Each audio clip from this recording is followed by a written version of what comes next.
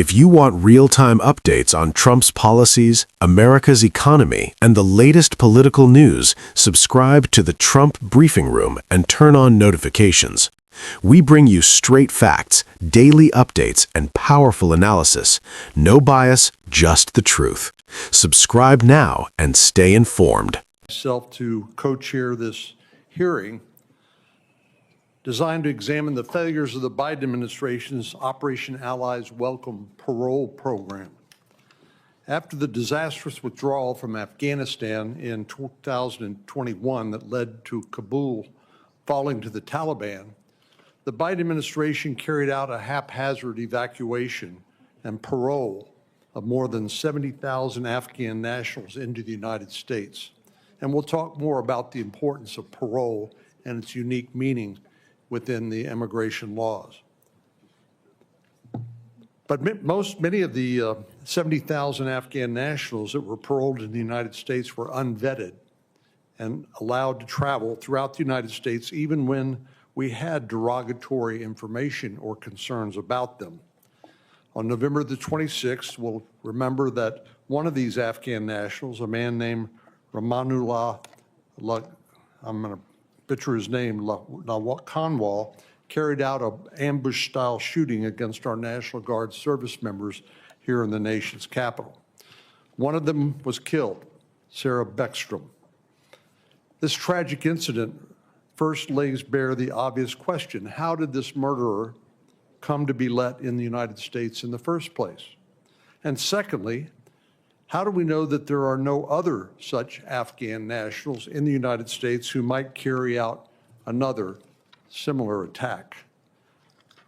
To answer these questions, let's take a brief walk back in history to the 9/11 World Trade Center attacks in 2001. In 2004, the 9/11 Commission issued its final report noting that America remains at risk due to gaps in our nation's overall security apparatus, especially with regard to the vetting of foreign nationals, as well as information sharing and communications amongst the top law enforcement agencies and the intel community. Since 2001, many improvements have been made, but America remains at risk. During his first administration, President Trump heeded the recommendations of the 9/11 Commission and imposed enhanced vetting requirements on aliens seeking to enter the United States. But enhanced vetting for aliens and increased coordination between government entities to assess an individual's risk to the United States yields little results if a subsequent president and administration deliberately choose to ignore these effective measures. President Biden made this choice the moment he took office in 2021. He revoked each and every one of President Trump's executive orders and proclamations requiring enhanced vetting of aliens. Similarly, President Biden revoked an assessment of the security apparatuses of countries around the globe who had nationals seeking to enter the United States. But the bigger blunder came in April of 2021 when President Biden charged ahead with the announcement that the United States would withdraw from Afghanistan by 9/11/2021. During his first administration, President Trump created a strategy for an effective drawdown in Afghanistan based on input from military leaders on the ground. President Biden chose to ignore that strategy, presumably to land another rebuke of President Trump's policies or to make a political point. Whether President Biden rushed forward with full knowledge and deliberation or was wholly unaware of what was orchestrated by his staff under him is a question best left for another day and another hearing. But one thing's clear: responsibility for the failures with the withdrawal and evacuation from Afghanistan lies squarely at the feet of the Biden administration. Not one of the agencies during his tenure in office were prepared for the speed with which Kabul fell, nor were they ready for the volume of Afghans who had rushed to the embassy and airport seeking to leave Afghanistan. Neither the Biden State Department, the Department of Defense, nor the Department of Homeland Security had a proper plan in place. They didn't have enough information on the number of people who needed to be evacuated, let alone who most of these people were, especially if they were not directly associated with the embassy. There was no real guidance, policies, or procedures in place, and as noted in one report, the agencies essentially made up policies and procedures on the fly, essentially on an ad hoc basis.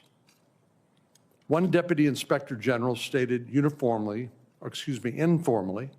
that he believed the bombing at Abbey Gate on August 26, 2021, which killed 13 service members, was a direct result of the lack of coordination and failure to have the right information about the anticipated volume of people who would be coming or who would be considered vulnerable and in need of evacuation. Let me say that again. A deputy inspector general said the bombing at Abbey Gate on August the 26th, 2021, which killed 13 American service members, was a direct result of the failures of the Biden administration.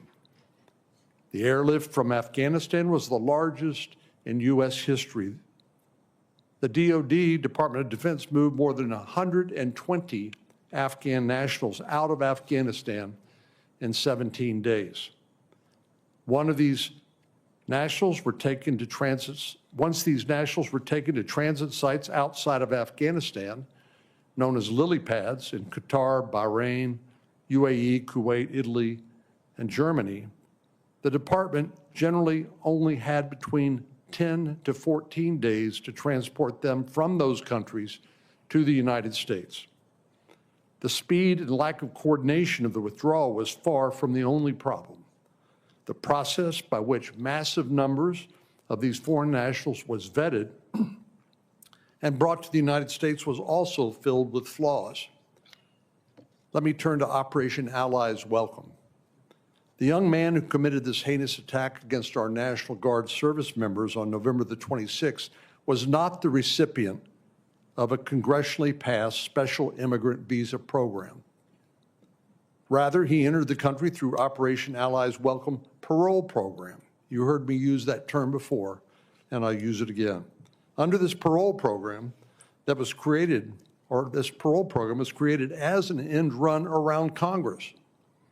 And the Biden administration in the process let in tens of thousands of unvetted Afghans into the country.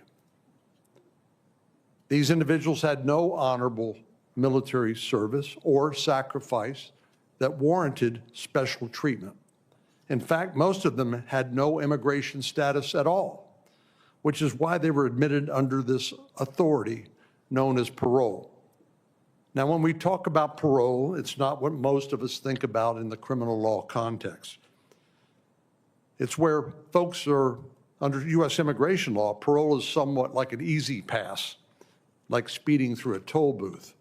If we consider the definition of the word, it becomes clear just how foolish the Biden administration's actions were. The U.S.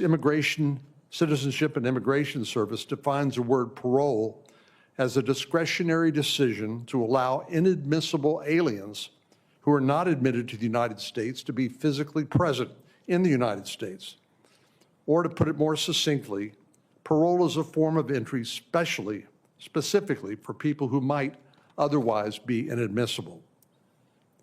We can put these definitions together in this chart. In other words, parole authorizes the Department of Homeland Security Secretary to allow people in our country who otherwise would not be allowed in. This discretionary immigration authority was only supposed to be used on a case-by-case basis for exceedingly rare and extreme circumstances. Under Operation Allies Welcome, President Biden essentially gave an easy pass to hundreds of thousands of aliens who otherwise were not eligible to come, or who were not eligible to come, but for this discretionary issuance of parole. The Biden administration used parole to allow aliens into the country who were virtually unknown, except for the information they provided to us about themselves. One thing that struck me after I received several briefings on this parole program was how the security vetting process was often based on information that was not accurate and in many cases was either incomplete, missing, or completely fabricated. In other situations, agencies relied on records that were inaccurate, incomplete, or missing critical biographic data like the person's name or date of birth. One State Department Inspector General audit highlighted a Kabul embassy official's comment about the high level of fraud in Afghanistan as compared to other countries. Remember that Afghanistan has been run by a terrorist organization for multiple periods of time throughout its history. Given this fact, and given that this government controls many of the records from that country, can we ever truly rely on any document issued by Afghanistan to confirm that any Afghan national is who they claim to be? Even more disturbing were the findings from the Department of Homeland Security Inspector General that some Afghan parolees made it into the United States even though they had not actually completed their vetting protocols. At least 1,300 Afghan nationals were allowed to travel and enter the United States before we even collected their biometrics, fingerprints, photograph, in order to run background checks through the various government databases. At the end of the day, the Biden administration allowed more than 70,000 Afghan nationals into the United States using this claimed parole authority. And once these folks were here, the agencies simply lost track of them. To date, we still haven't located many of the Afghan parolees who were resettled into over the 176 communities across the United States. But thankfully, now that President Trump is back in office, he's prioritized vetting of all aliens outside the country and currently inside the country, including parolees. According to the Director of National Intelligence, Tulsi Gabbard, and the National Counterterrorism Center Director Kent, more than 70,000 Afghan parolees President Biden allowed into the country through Operation Allies Welcome, 18,000 of them were known or suspected terrorists. The NCTC has identified 2,000 individuals with ties to terrorist organizations and is actively working with the FBI on their cases. So clearly, more needs to be done. We need to codify, that is, put into law, the policies and procedures that we know are needed to ensure that America has an effective security apparatus and vetting process outside and inside the United States.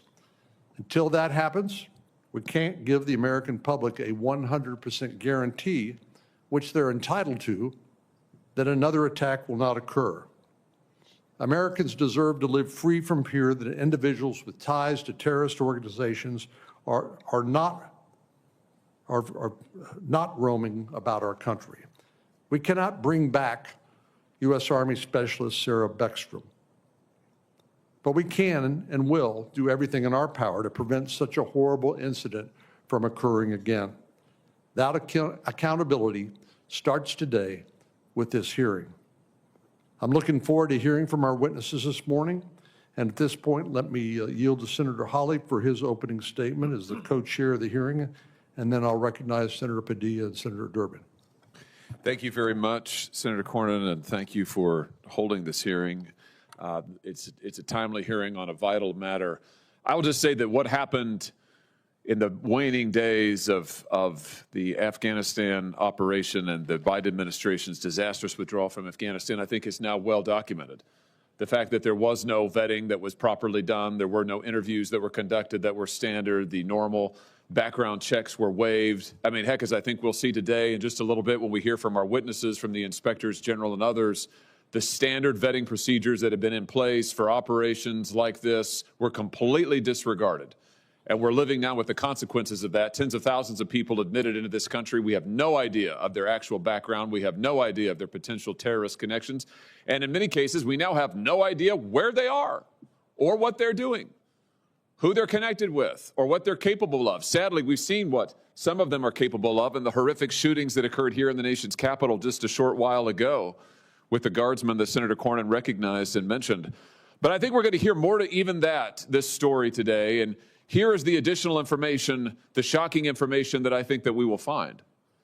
that this Congress, which appropriated $1.5 billion for this operation on the part of then President Biden, the admittance of all of these refugees and parolees, their supposed supervision, $1.5 billion of that money, tens of millions of dollars went to pro-terrorist organizations in this country that were supposed to help monitor these refugees and move them along the parole system, but in fact took the money and did who knows what with it.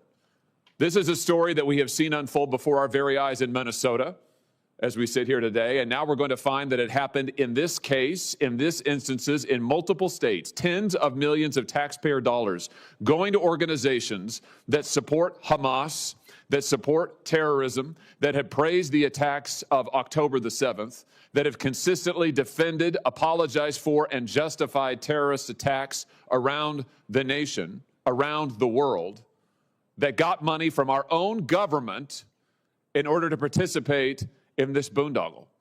And I think we need an accounting of where that money has gone to. I think we need an accounting of how it has been spent. And I think, frankly, we need to get it back. And I hope that today's hearing will begin to shed light on what has happened, the corruption that is still going on, the tens of millions or more of taxpayer dollars that have been misspent, misappropriated, misallocated, and misused. And I would just say I think it's long past time for some accountability. I hope we'll take a step forward in that today. Thank you, Senator Cornyn. Senator Padilla. Good afternoon, and thank you all for being here. Thank you, Senator Cornyn, for convening this important and sadly timely discussion. So I want to be clear. The violence that unfolded just blocks from the White House was heartbreaking. 2 members of the West Virginia National Guard who signed up to serve our country were targeted in our nation's capital. And I think I speak for all of us, both sides of the aisle here, when I say our hearts are with the families of Staff Sergeant Andrew Wolf and the family of Specialist Sarah Beckstrom. And we continue to pray for Staff Sergeant Wolf's recovery. I am heartened to hear the progress that he's making. But the response to their horrific ambush shouldn't be to attack one another or to seek to further divide our country. It should be one where we come together and double down on the values that make our country truly great. Values of service, of community, of diversity, and opportunity. Instead, we're seeing from members of the Trump administration and even some of my colleagues here in the Senate, there's a response that's truly repulsive. They're exploiting a tragedy for political gain, even when it means turning their backs on many of the Afghan allies who saved American lives overseas. Now, in preparing for today, my office has heard from veterans who've shared stories of the heroism and solidarity of many Afghans who served alongside them, and asked that we not condemn the many for the inexcusable act of one person. And I know there's a number of veterans here in the audience today. Could the veterans and the battle buddies in the audience please stand for a moment?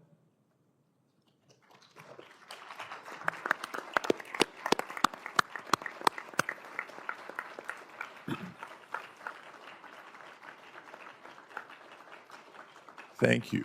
And I thank you, we thank you for your service and for being here today to support the allies who stood shoulder to shoulder with all American service members. So today, let's set the record straight about what's really happening. Across the nearly 200,000 who resettled in America, each and every Afghan refugee had to complete multiple rounds of extensive vetting. That's fact. Vetting not just before entering our country, but even after they arrived.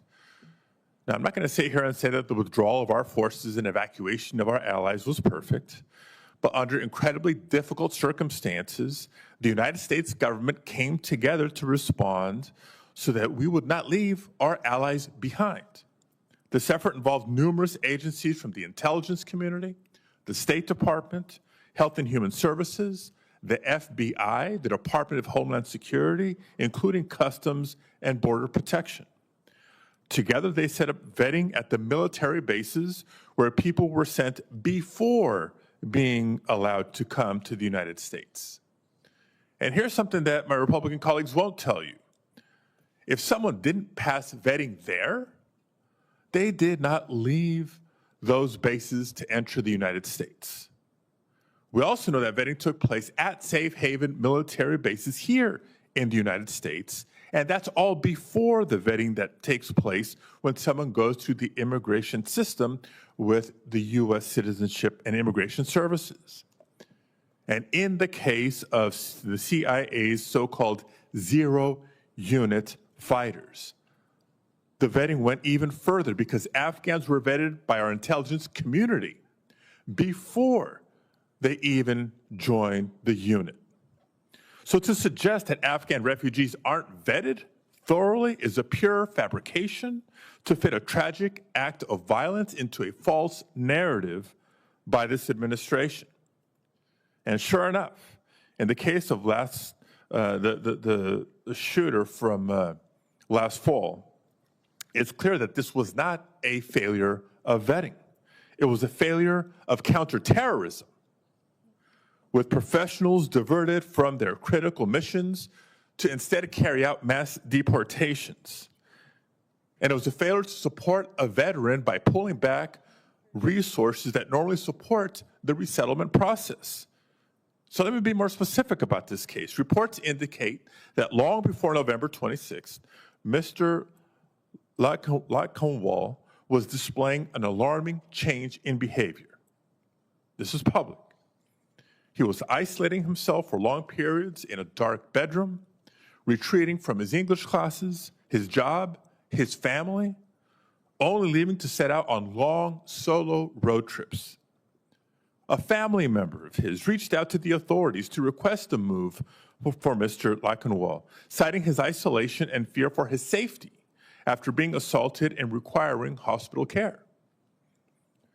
Mr. Lakanwal reportedly even reached out to a CIA-run group chat for zero-unit veterans asking for help, but went unanswered. So the combined failure of counterterrorism teams to see and intervene on these clear red flags, and the failure of a system that dodged away Mr. Lakanwal's access to case management and mental health support absolutely contributed to the horrific tragedy that unfolded in our nation's capital just before Thanksgiving. The investigation into the shooting is obviously ongoing, and it would be irresponsible for us today to speculate about motive or cause, but we can't say for certain that it did not occur because Mr. Lakanwal was not vetted. But I also want to make one other point as I close. For nearly 2 decades, American service members relied on our Afghan allies in some of the most dangerous situations imaginable. On the battlefield, as interpreters, and as members of the CIA's zero units. So let's make no mistake, they too are veterans of America's war in Afghanistan. And I want to take a moment to thank the chairman of the Immigration Subcommittee for his past consistent support for Afghan SIV recipients, not only welcoming them to Texas, but by joining me in introducing and passing a bill to speed up the immigration process for Afghan interpreters, urging us all to, quote, make sure these heroes are able to efficiently immigrate to the United States to start a new life. I couldn't agree more. The idea that today we would punish all Afghan allies, or all immigrants for that matter, for the sins of one is outrageous. But sadly, that's exactly what's happening. And I urge you all to reject that kind of scapegoating and cynical politics at this sensitive moment for our nation. Thank you. Since the ranking member mentioned me by name or identified me as such, I would reiterate the fact that the shooter in West Virginia and tens of thousands of others did not come in through any congressionally passed legislation, but rather through this claimed parole authority, which we will hear more about in a moment. And that is significant. And I would just say, finally, that all of us were misled by the Biden administration that they would protect the safety of the American people first and foremost by properly vetting every alien that was admitted into the country. Obviously, they misrepresented that to us. We relied upon it. And I guess you could say shame on us for believing the Biden administration would actually do their job. Unfortunately, I neglected to recognize the chairman of the full committee, without whom this hearing would not be possible. So I will turn to him and ask him if he has an opening statement he'd like to make. I was told I was supposed to go after Senator Durbin. So Well, I'm the chairman of the Immigration Subcommittee, and I'll say who goes next, but if you want to defer to Senator Durbin, then I'll respect that decision. Very good. Thank you. Senator Durbin. Thank you, Chairman Hawley, Chairman Cornyn. I want to acknowledge, as others already have, the veterans who are here today and all veterans who served our country so well. This hearing was scheduled in the aftermath of a horrific tragedy on November 26 when a gunman ambushed 2 National Guard members here in Washington. I offer my deepest condolences to the family of Specialist Sarah Beckstrom, who lost her life in that attack, and I'm keeping Staff Sergeant Andrew Wolf in my thoughts and prayers, as I'm sure many are. At the outset, I want to note my disappointment that there are no witnesses here today representing the executive branch agencies that are responsible for vetting immigrants. There are many questions we would ask them. The lead question is obvious. Why did the Trump administration's USCIS grant asylum last year to the shooter just months before this deadly attack?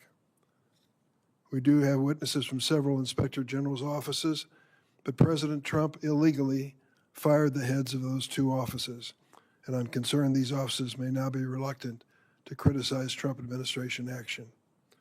Unfortunately, the administration has used the heinous actions of one person to paint an entire community as a threat to America. 2 days before this tragedy, the administration ordered a review of all refugees who entered the United States under the previous president, requiring a re-interview of nearly 200,000 people. 200,000. After the shooting, the Trump administration announced a flurry of additional measures to crack down on legal immigrants. They halted all asylum decisions and announced a plan to re-examine green cards for immigrants from 39 countries the president has deemed countries of concern, including Afghanistan. The administration also began canceling naturalization interviews and ceremonies based on an individual's country of origin, and they suspended visa and immigration processing for all from Afghanistan. Listen to what Chris Purdy, a veteran who served in Iraq, said about the Trump administration policies, and I quote, "Tragedy should not be used to flatten complex realities, erase years of life-saving work, or cast suspicion on an entire community that stood shoulder to shoulder with the United States in our longest war." Afghan allies are extensively vetted population. They were vetted in Afghanistan before they were hired to work, to stand beside and help protect our troops. They were vetted again when seeking safety in the United States. Sometimes that vetting went on for months and longer. And again after they arrived through a rigorous, recurring process involving multiple federal agencies. These allies served alongside America's service members through 2 decades of war. They risked their lives, and many gave their lives, to support our troops. So what happened to these allies, these friends, those who stood behind us when they needed our support? Let's look to our veterans for that perspective. The Iraq and Afghan Veterans of America conducted a survey of their members last fall. More than 70% of the respondents disagreed with the following statement. Disagreed. Since 2001, the United States government has done enough to support our Afghan allies. It is obvious to those who served that we owe so much more to these allies. When asked about the detention of Afghans who were going through the immigration process, 70% of respondents agreed that the detentions brought them, quote, a deep sense of personal shame or moral injury. They know that we treated them badly. Our service members need to know that when they're in the line of fire and depending on foreign allies to protect their lives, that the United States will stand by those allies after the confrontation. Who will put their lives on the line for our service members in the next war after watching our treatment of Afghan allies that were detained and deported to a country where they can be imprisoned or killed for their work with us? America is better for those service members having returned home, and America is better for their Afghan allies who now call our nation home. It is time for us to stand behind those who put their lives on the line for our service members. Thank you, Mr. Chairman. Senator Grassley. I want to thank Senator Cornyn and Senator Hawley for their leadership in coordinating this joint subcommittee hearing. Today's hearing follows an Afghan national's vile attack on 2 National Guardsmen, which killed Sarah Beckstrom, and Andrew Wolf was critically wounded. We're forever grateful for these Guardsmen's bravery and service to our country. In 2024, law enforcement arrested an Afghan national affiliated with ISIS who planned to conduct a terror attack on Election Day. And just days after Sarah Beckstrom and Andrew Wolf were attacked, law enforcement arrested another Afghan national in Texas who posted online threats to bomb and kill Americans. The last administration failed to enforce our immigration laws and to appropriately vet Afghans that they brought to the United States. President Biden and Vice President Harris, after their administration's botched withdrawal from Afghanistan, stood up a massive immigration parole program, Operation Allies Welcome. A staggering 70,000 plus Afghan parolees entered the United States through the program. Immigration parole's intent is careful consideration on an individual case-by-case basis. President Biden and Secretary Mayorkas, however, failed to enforce our immigration laws and granted parole en masse to a large swath of folks at the border and elsewhere, including Afghan evacuees, many of whom didn't even serve alongside U.S. forces in Afghanistan. The Biden-Harris administration invited other Afghans into the United States as a special part of special immigrant visa program. By 2022, some in Congress wanted to create a pathway for permanency for tens of thousands of Afghans, both those issued an SIV as well as those merely paroled into the United States. The scope of these efforts continues to go far beyond those who dutifully served alongside our troops and aided in their mission. Since 2021, I've warned the Biden administration, my congressional colleagues, and the American public about the failure to vet Afghan evacuees. For years, the Biden administration hid known vetting vulnerabilities from the people. The multiple inspector generals released reports detailing the Biden-Harris administration's stark vetting failures. Initially, the Biden administration failed to vet evacuees against all available Defense Department tactical data prior to being paroled. But even if all the databases were searched, there's arguably never be a full vetting. The Afghan government, national and local, isn't known to be the most organized and diligent with records and intelligence work product. If our government database don't possess all known security risk of individuals, running names against the database won't do much good. Last year, on September the 9th, DHS Secretary Noem told my office that as of August 12th, 2025, thousands of Operation Allies Welcome parolees were potential national security risks. Clearly, problems persist in our own backyard. More recently, on January 7th of this year, I wrote to the Department of Justice, FBI, Department of Homeland Security, State Department, CIA, and the Department of Defense. In that letter, I made public new records. Those records show that the Biden State Department had recommended a special visa, immigration visa for Afghan nationals charged with shooting the 2 National Guardsmen. According to the Biden State Department, the terrorists pose no threat to national security, quote unquote. Last year, I also brought the U.S. CIS and the FBI personnel for bipartisan briefing as part of my oversight.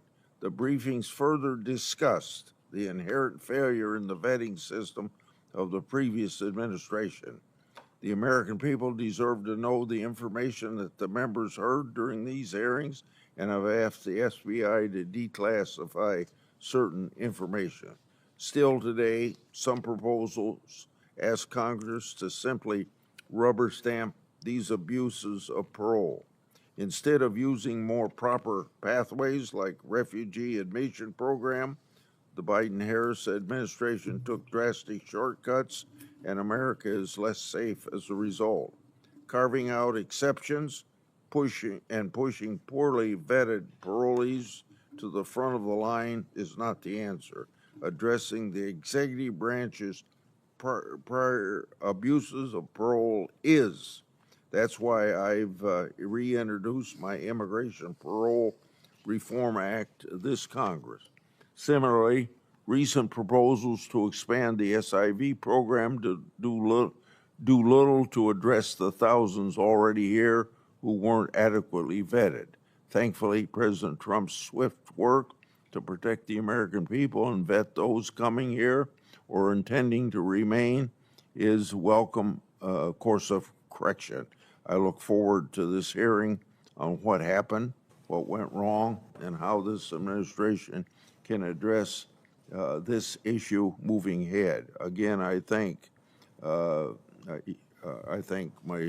2 chairmen, subcommittee chairmen, for their work on this hearing. Mr. Chairman, Yes. before I turn to the witnesses, I'd ask that Senator Coons be allowed to make brief opening remarks. There's been 3 Republican opening statements. A 3rd Democratic statement is in order. This committee's always practiced parity. Well, Senator Coons is more than welcome to use his time to make any statement he wishes to make. We've had 2 opening statements per side, and then the chairman, who without whose assistance this hearing would not be possible, was of course allowed to make an opening statement. But we need to proceed with the hearing. At this time, I'd ask unanimous consent to introduce the following 2 documents. Mr. Chairman. If you'll wait until I make my request. I ask unanimous consent to introduce the following documents into the record: a December 3, 2025 by press release from the Department of Homeland Security titled "Miles from Nation's Capital, ICE Arrests ISIS-K Afghan Terrorist Who Was Released into the U.S. under Biden's Operation Allies." Secondly, a December 4, 2025 DHS press release titled "ICE Arrests Criminal Aliens from Illegal Aliens from Afghanistan into Our Country by the Biden administration."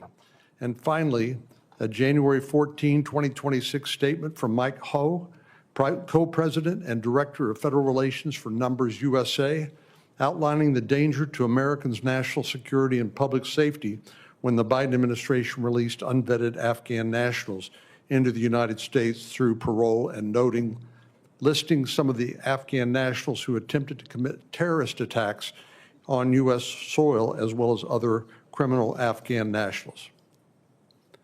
Without objection, those will be admitted as part of the record. Yes, sir. Mr. Chairman, if I could also enter into the record a number of letters. Please.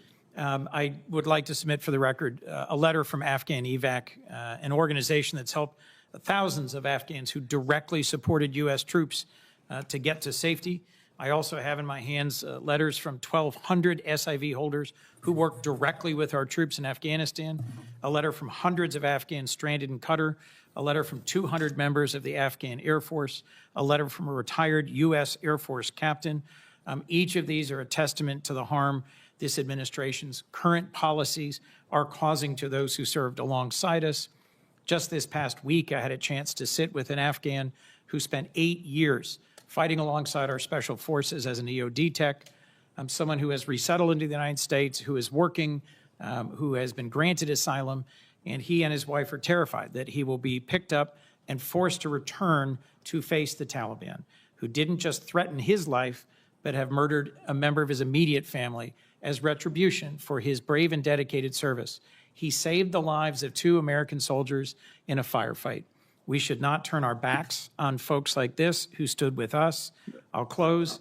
As Afghan EVAC has said, there is no greater threat to the future of U.S. military operations than the perception that America abandons its partners once the shooting stops. I believe the Taliban is cheering what is happening today, and those who are being forced back to Afghanistan, I think, will be an enduring stain in our nation. Thank you, Mr. Question, Chairman. of course, is where does the public safety of American citizens, where does that fit into our colleagues' analysis here? Of course, allies who assisted us, who are properly vetted, who are not a threat to public safety, are welcome into our country. We do want our allies to work with us in future conflicts, but to let tens of thousands of people into the country unvetted, many of whom did not serve with our United States military, is just flat irresponsible and puts public safety of the American citizens at risk. That, for us, this side of the aisle, is a non-negotiable requirement. At this time, I want to introduce our witnesses. Mr. Chairman, first did is you Avon consent to have Baker, those admitted? senior official performing the duties of Inspector General for the U.S. Department of State. I want to thank Mr. Baker, who's currently serving as the senior official performing the duties of Inspector General at the State Department. He leads a global workforce whose mission is to prevent and detect waste, fraud, and abuse and mismanagement, and to promote efficiency and in the programs and operations of the department and in the U.S. Agency for Global Media. A seasoned senior executive with more than 2 decades of oversight experience, Mr. Baker previously led more than 80 inspections and evaluations, improving the efficiency of department operations while identifying hundreds of millions of dollars of findings with monetary benefit to American taxpayers. Before this current position, Mr. Baker was the Assistant Inspector General for Inspections, where he led the OIG's worldwide program to conduct independent assessment of overseas posts, spearheading efforts to streamline the inspection process through data automation, risk analysis, and dynamic planning to address emerging oversight challenges in Ukraine, Iraq, Afghanistan, and Israel. Craig Adelman is the Deputy Inspector for Audits of the Office of Inspector General for the Department of Homeland Security.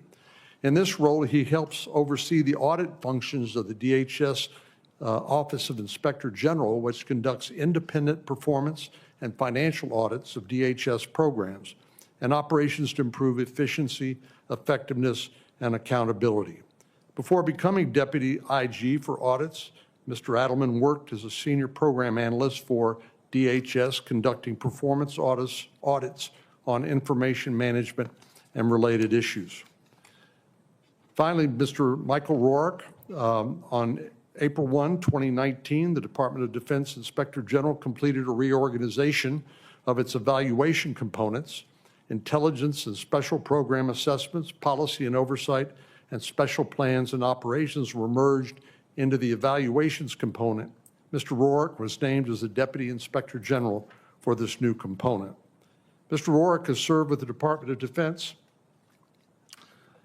as Inspector General since June 2000 in a variety of staff and leadership positions, becoming a member of the Senior Executive Service on September the 21st, 2014. Mr. Rourke obtained his undergraduate degree in business from Virginia Tech and his master's in policy management from Georgetown University. In 2004, he completed a detailed assignment to the Iraq Coalition Provisional Authority Inspector General. Thank you all for appearing here today.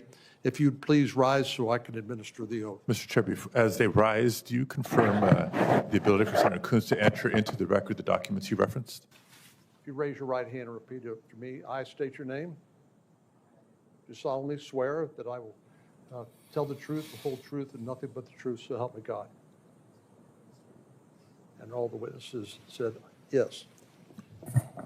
I'm sorry, was there additional records? The documents referenced by Senator Coons, are those entered into Certainly, the record? without objection. I beg your Thank you. pardon. Let me turn to Senator Hawley to begin our questioning. Thank you all for being here. Thank you very much, Senator Cornyn. Thanks to all the witnesses for being here. Mr. Adelman, if I could just start with you. You are the Deputy Inspector General for the agency charged with overseeing the Afghan parolee program. Is that correct? That's correct. In 2022, your office found that President Biden's DHS allowed some Afghans into the country before they were fully vetted, including, if I remember correctly, one who had been liberated from prison by the Taliban. Do I have that correct?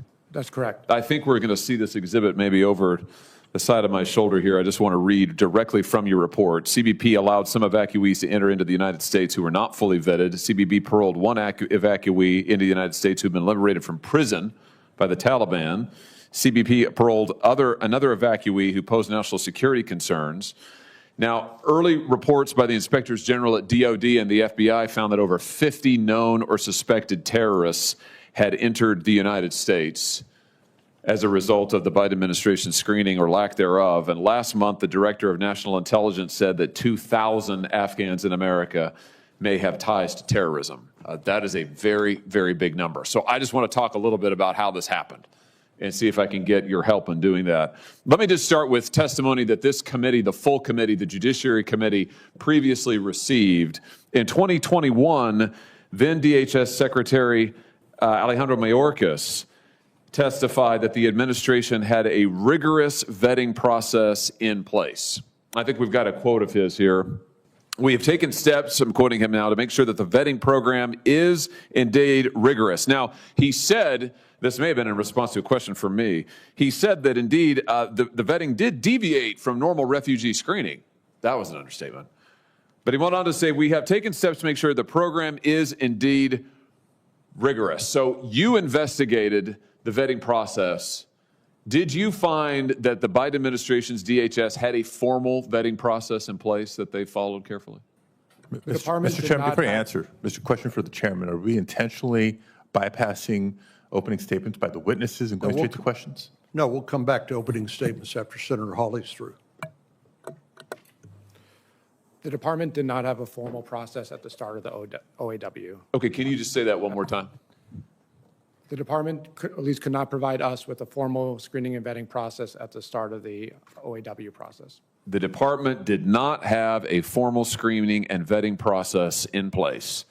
The most that the Biden administration did, according to your investigation, was to run Afghans' biometric and biographical information, I think is what you found, like their names and dates of birth and other biographical information they may have supplied. Is that correct? Or that broadly correct? That's correct until December of 2021 when they began requiring in-person interviews. So until that time, for the first several months, they were relying on biographical information supplied by the Afghans as well as some biometrics.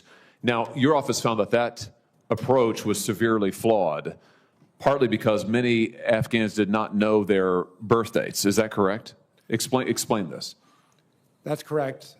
There was missing information from the OAW population, including first, last names, and date of birth. There was about 11 to 12,000 that did not know their date of birth. How many, sorry? Between 11 and 12,000. 11 and 12,000 who did not, which is a cultural thing, I think, but Correct. obviously presents an issue for us when doing vetting. So 11 or 12,000 who were admitted for whom we didn't even have their date of birth. That's pretty extraordinary. Let me ask you this. Did the Biden administration require Afghans to show identification at ports of entry?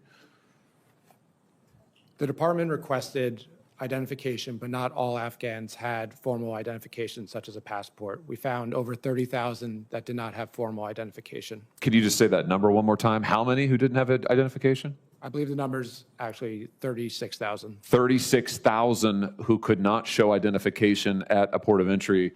Here's a quote from the report. CBP's concepts of operations allowed its officers to admit or parole evacuees into the country without presenting proper identification documents, 36,000 of them. That's astounding. And then my understanding is to do the bare bones background checks that were actually performed, DHS, the Biden DHS, sent a list of Afghans to the Department of Defense and the FBI. That process would normally take months. Would it surprise you to hear that the DOJ's Inspector General found that the list of evacuees was submitted to the FBI via email, and the FBI was given 2 hours to respond? I can't confirm that. I can just say that there's very limited time to conduct the screening and vetting of those evacuees. Yeah, here's the quote. It's over my shoulder, I think. DOD and CBP created lists of Afghan refugees which were submitted to the FBI via email with only 2 hours to respond. Let me just ask you finally, I know my time is about expired, just when it comes to interviews, normally refugees, SIV applicants are required to attend an in-person interview. Mr. Edelman, did DHS systematically interview evacuees before they were admitted? Were all the evacuees interviewed? No, Did they systematically conduct mental health screenings? not that I'm aware of. Well, all of the above should have been done. And the fact that tens of thousands were admitted without so much as an ID, without a birth date, I think it's really no surprise why we are where we are. Thank you, Mr. Chairman. Let's go back and allow the witnesses to make an opening statement for further questioning, and Mr. Adelman will recognize you first for that purpose. Thank you, and good afternoon, Chairman Grassley, Cornyn, Hawley, Ranking Members Padilla and Durbin, and members of the subcommittees. Thank you for inviting me here today to discuss the Department of Homeland Security, Office of Inspector General's critical oversight work of the federal government's efforts to resettle Afghans under Operation Allies Welcome. In the summer of 2021, the United States withdrew military and diplomatic personnel from Afghanistan. The prior administration then launched Operation Allies Refuge, and shortly thereafter directed the Secretary of Homeland Security to lead interagency efforts known as Operation Allies Welcome, or OAW, to help resettle vulnerable Afghan nationals. More than 77,000 Afghan nationals were paroled into the United States through OAW between July 2021 and September 2022. Parole is a discretionary and temporary immigration authority used for urgent humanitarian reasons or significant public benefit. The recent shooting of 2 National Guard members in Washington, D.C., allegedly involving an Afghan national who entered the country through OAW, has sharply focused public attention on how DHS screened and vetted this population. Since 2021, DHS OIG has conducted a series of audits and evaluations in which we identified systemic concerns about the department's ability to carry out one of its most fundamental responsibilities, ensuring that individuals granted parole or temporary protection in the United States are properly screened, vetted, tracked, and monitored. We've issued 7 reports on the subject since 2022, and we continue to examine the department's performance related to OAW.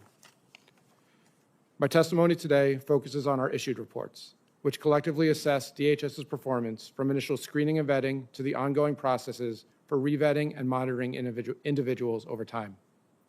Our most consequential audit report on this subject, OIG 2264, examined DHS's ability to screen, vet, and inspect Afghan evacuees. We found that DHS encountered significant obstacles that prevented CBP officers from consistently accessing complete and accurate data when determining evacuees' admissibility and parole eligibility. In many cases, critical information such as full names, dates of birth, and travel document data were missing, incomplete, or unreliable. We also found that CBP permitted at least 35 individuals to travel to the United States without passing both biometric and biographic vetting processes. And DHS did not collect full biometrics for nearly 1,300 individuals before arrival. Further, CBP paroled 2 individuals who were later determined to be national security risks, which resulted in their subsequent apprehension and removal from the country. Our more recent work examined DHS's handling of derogatory information about OAW parolees who remained in the country. We found the department uses a fragmented, siloed process in which no single component has clear ownership of identifying, resolving, and acting on derogatory information. This meant that individuals whose benefit applications were denied due to derogatory information could remain in the United States indefinitely without enforcement consequence. We continued this work in 2024 by examining DHS's oversight of parole expiration across multiple humanitarian programs, including OAW. We found DHS lacked a well-defined process to track the end of parole and did not routinely initiate enforcement actions when an individual's parole expired. As a result, DHS did not have assurance that former parolees were lawfully present in the United States after parole expiration. We've issued 17 recommendations intended to help the department fix these weaknesses. We recommended DHS assign centralized ownership of vetting and derogatory information resolutions and real-time tracking of parole status. Our findings do not assert that better processes could have prevented specific incidents.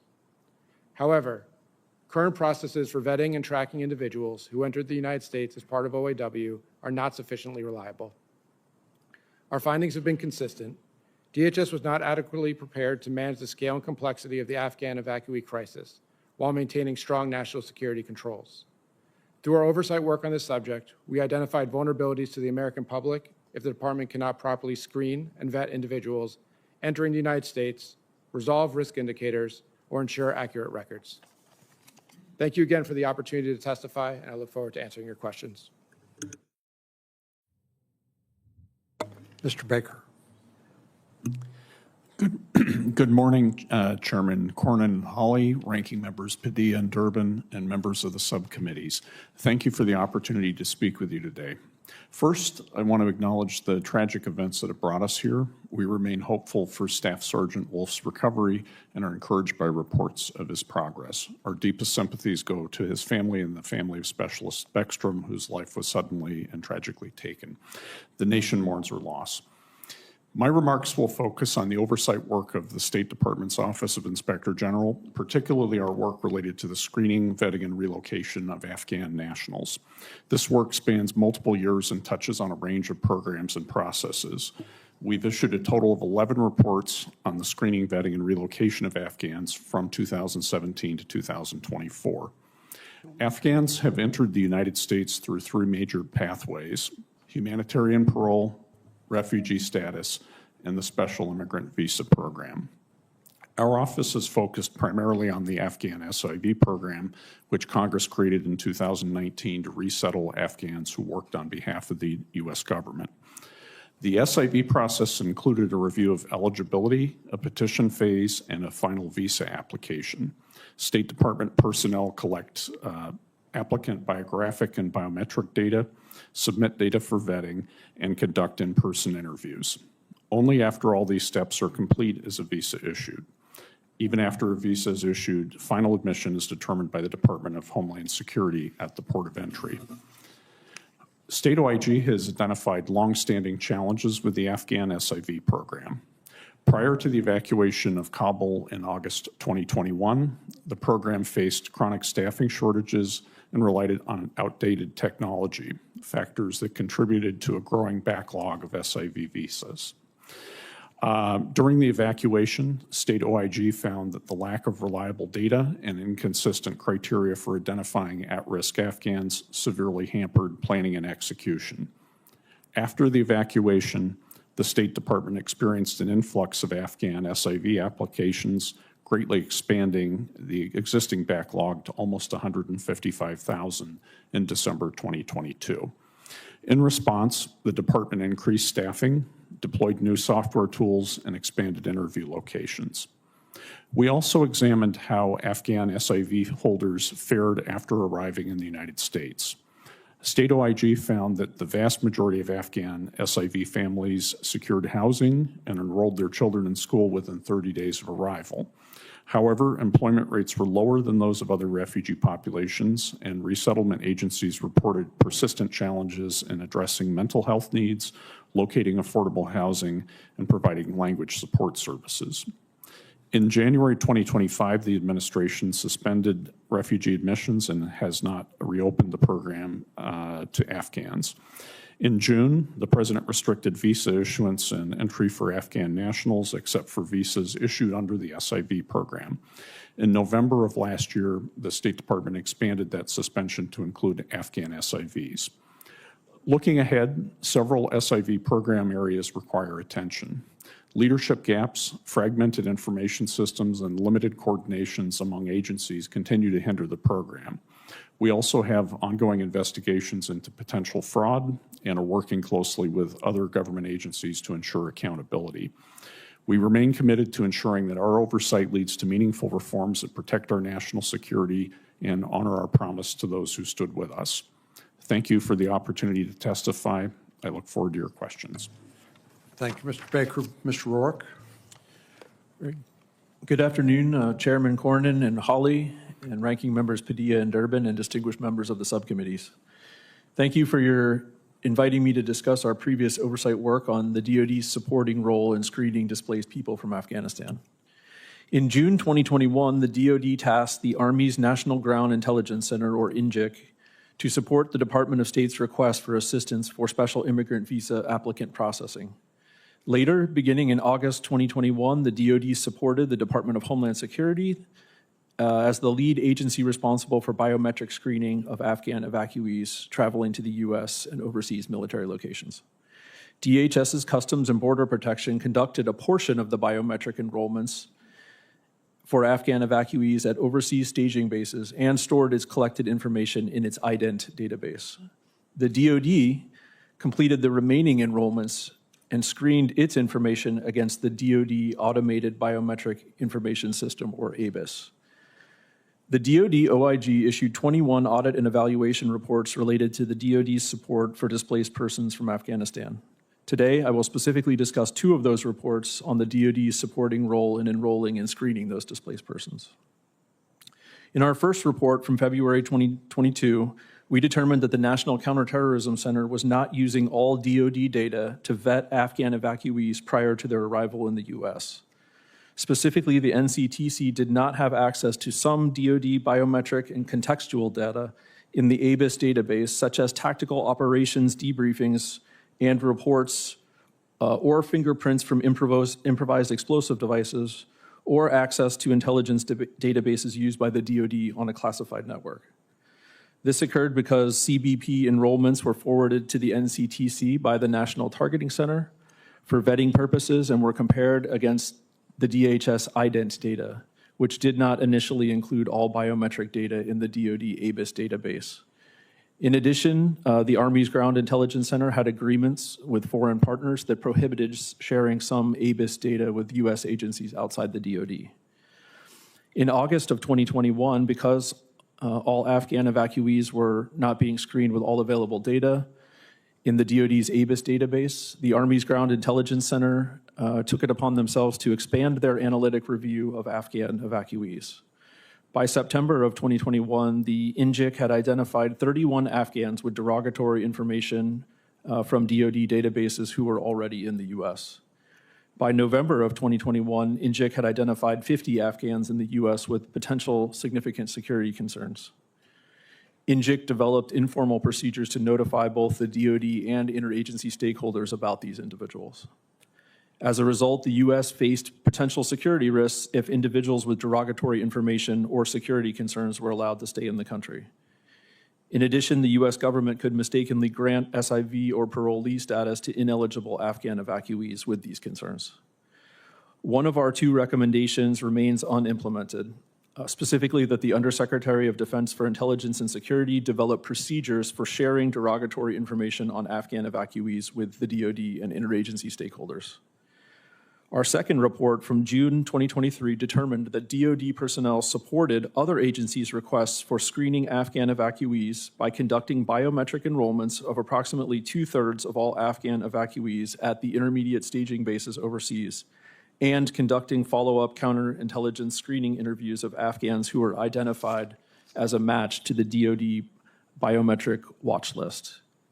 In addition, the Army's NGIC analysts conducted biometric assessments of all watch list encounters and biographic analysis of more than 84,000 Afghan evacuees' records, and sent out rapid notifications to a wide distribution list to identify evacuees who may pose a threat to national security. However, in our report, we did note that the NGIC did not consistently follow its guidance and procedures when deciding to retain or remove some Afghan evacuees from the biometric watch list. As a result, NJIC may have removed some Afghan identities from the BULE, which is the other name for the biometric watch list, that should have been retained on the list. This is important because the DHS used the biometric watch list as one consideration for its screening and vetting analysis to determine whether Afghan evacuees should be allowed to travel to the US.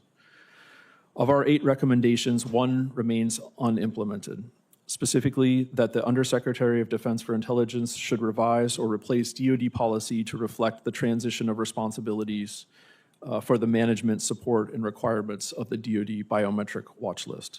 This concludes my statement, and I would be happy to answer any questions you have. Thank you. Senator Durbin. Mr. Chairman, I ask unanimous consent to enter into the record a letter from then Senator Rubio and Senator Warner to President Biden asking him to ensure the safety and security of Afghans who work closely with our intelligence agencies and partners. Without objection. Thank you, Mr. Chairman. I want to ask a general question here. I'm sure each of you have reviewed a lot of evidence and made recommendations as inspectors general do. Did any of you make the recommendation for the policy we currently have, which stops the processing of all immigrant and visa applications for individuals with an Afghan passport?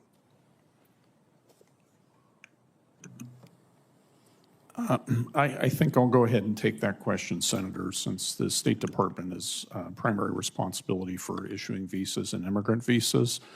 I'll say in our position as the Inspectors General, we do not make policy decisions, the agency does, and this is a policy decision that the agency, rather than we would. The others have anything to add to that? Mr. Edelman? No, I agree with his assessment. Mr. Rourke? I agree. So here's my dilemma, or my challenge, and I think it's been noted this afternoon. I sat through, I don't know how long it was, Senator Cornyn, but we had a period of time in the SCIF with classified and secret information trying to get to the bottom of this. It's a serious, serious situation involving the loss of life and serious injury, and we're trying to figure out what went wrong. What did we do that was wrong? And the thing that kept recurring to me was the fact that the individual, the shooter involved with the National Guardsman, had been identified as a person with problems, serious problems. Mr. Edelman, well, for all 3 of you, this man accused in the tragic shooting of 2 National Guard members, we've not seen any indication there was a failure in actual vetting. Instead, there was a failure to respond to urgent requests made by his family members and volunteers about deteriorating mental health. Mr. Baker, you made reference to that already. Isn't this a real gap in the process that we can go through and check the boxes one after the other, and miss the obvious problem that could have led to saving the life of this National Guardsman and the one who was injured? I can't talk to the assessment of the particular individual. Overall, I would say that the interview that's conducted when someone applies for benefits would be an opportunity to get to know the person and see if there's any challenges there. But these are over a period of time, as I recall. This isn't day after day. Could be a matter of days, weeks, maybe even longer between interviews. And in this situation, we understand the shooter, his material situation, his physical situation at home was deteriorating, and he was showing this bizarre conduct, driving all over the United States, making statements that worried even his family. How could we miss something like that? That seems to me to be getting to the heart of whether or not this person is safe in this country or safe for others. We have looked at the continuous monitoring of individuals who remain on parole. We found that DHS continues to do a poor job of sharing information between their different components, whether it be CBP, USCIS, and ICE, and did not have agreement on what type of guidelines would lead to enforcement action during our reporting process. And I might say that we're talking about an agency which has diverted massive resources now to a totally unrelated undertaking involving the city of Chicago and the city of Minneapolis and other places. Mr. Baker, what's your impression as you consider this gap in asking the very basic questions of what's wrong with this man? I can't, like my colleagues, speak to the individual case, but I can go back to the work that we've done.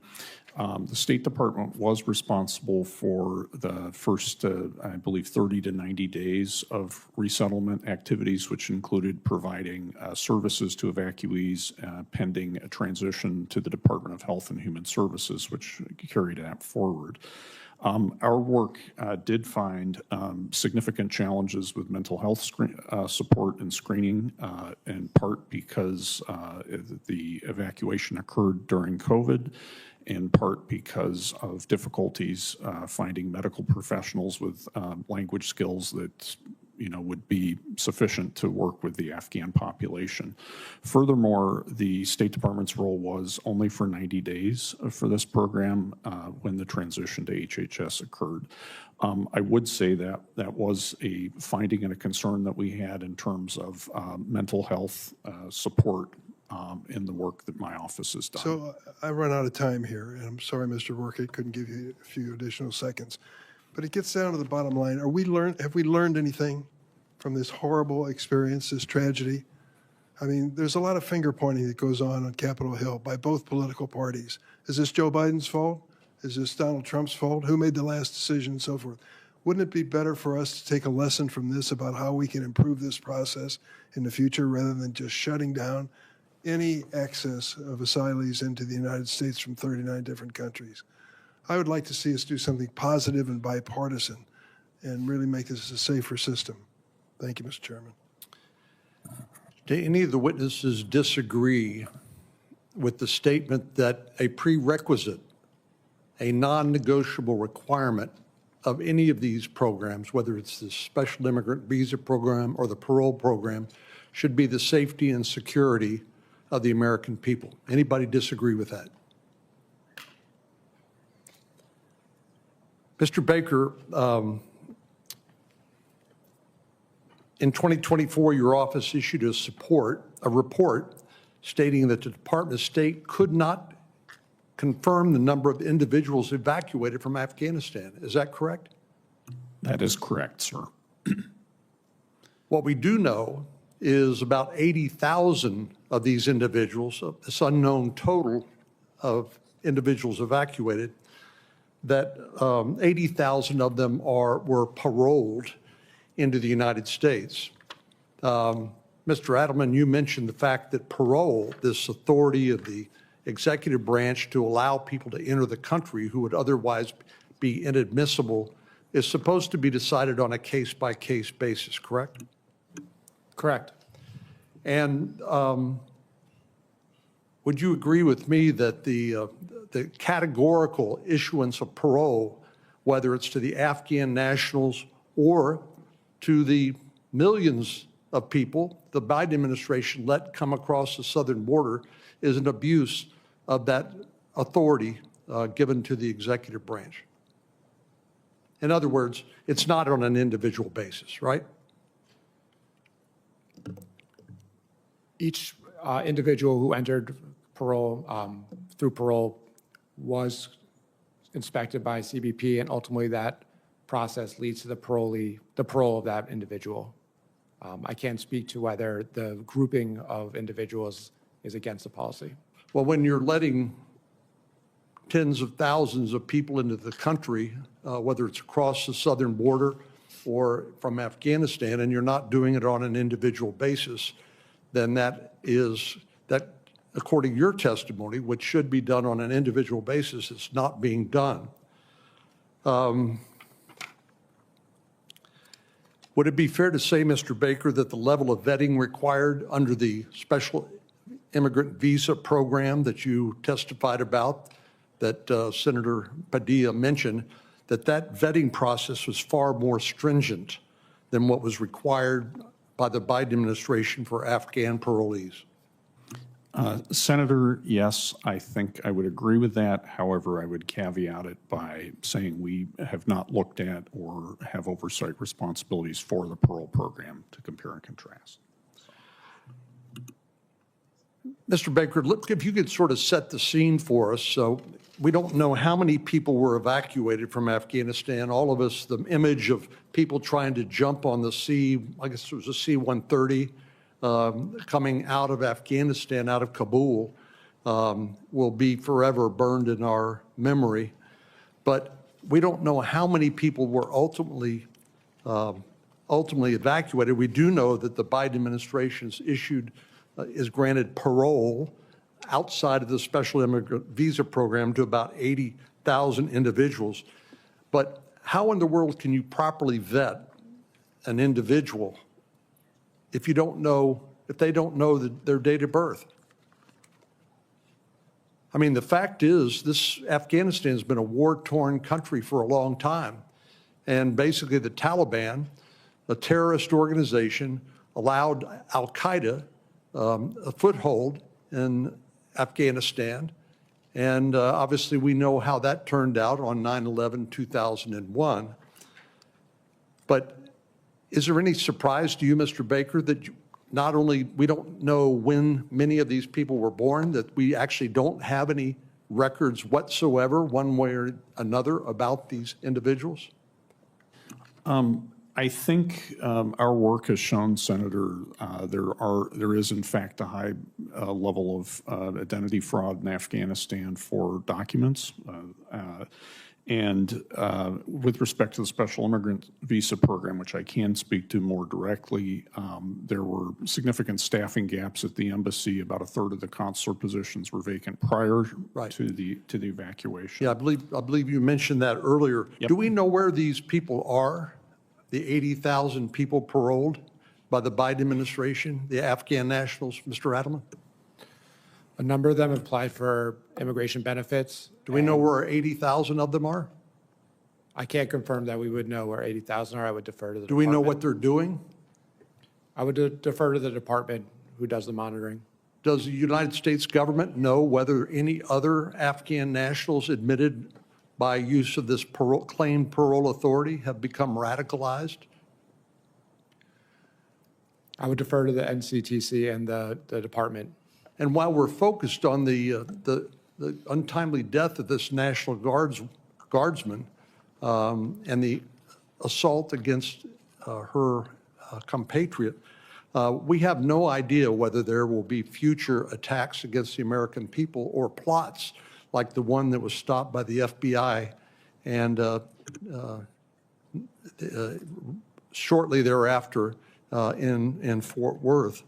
Or how many of them were radicalized, have become since radicalized since they are in the United States. So I'll finish where I started. It is a non-negotiable requirement, a prerequisite, that whatever visa program, whatever parole that any president might grant to foreign nationals, that first and foremost, we have to be concerned about the safety and security of the American people. Everything else is secondary. And that's what this hearing is about. Thank you, Mr. Chairman. I actually agree with the importance of several of the questions that you're asking, and it's only underscoring that the appropriate administration witnesses are not here for today's hearing. Look, my colleagues on the right want to make this tragic incident about a failure of screening and vetting. The alleged shooter from just before Thanksgiving, Romanella Lachenwall, was part of a unit that the CIA has publicly admitted to working with. So I think we begin with asking ourselves, are we really going to sit here and say that this man wasn't vetted by the CIA many, many steps ago in the flow chart? As for the evacuation of Afghanistan, I mean, I think there's no question that mistakes were made during the evacuation. We're having parallel conversations here. One, the incident, the alleged shooter specifically, and then the other, more program, policy, the vetting background, more holistically. And on that point, fortunately, we don't have to guess what went right or what went wrong. There's nearly 50 separate Inspector General reports that have examined Operations Allies Welcome and the Special Immigrant Visa Program. Thank you. And They analyzed this from every angle, including over 24 reports from the 3 departments represented here today through their inspector generals. And since the majority appears eager to relitigate this operation, Mr. Chairman, I ask that we place these reports in the hearing record without objection. Thank you. I also want to note that yet again, the hearing has moved forward without the appropriate government witnesses to answer some of the questions that have come up. But let me specify this, because this is public information. The vetting processes that the alleged shooter went through from when he began working with the CIA, I've made that point already, to when his asylum application was granted by the current Trump administration. Yes, that's right.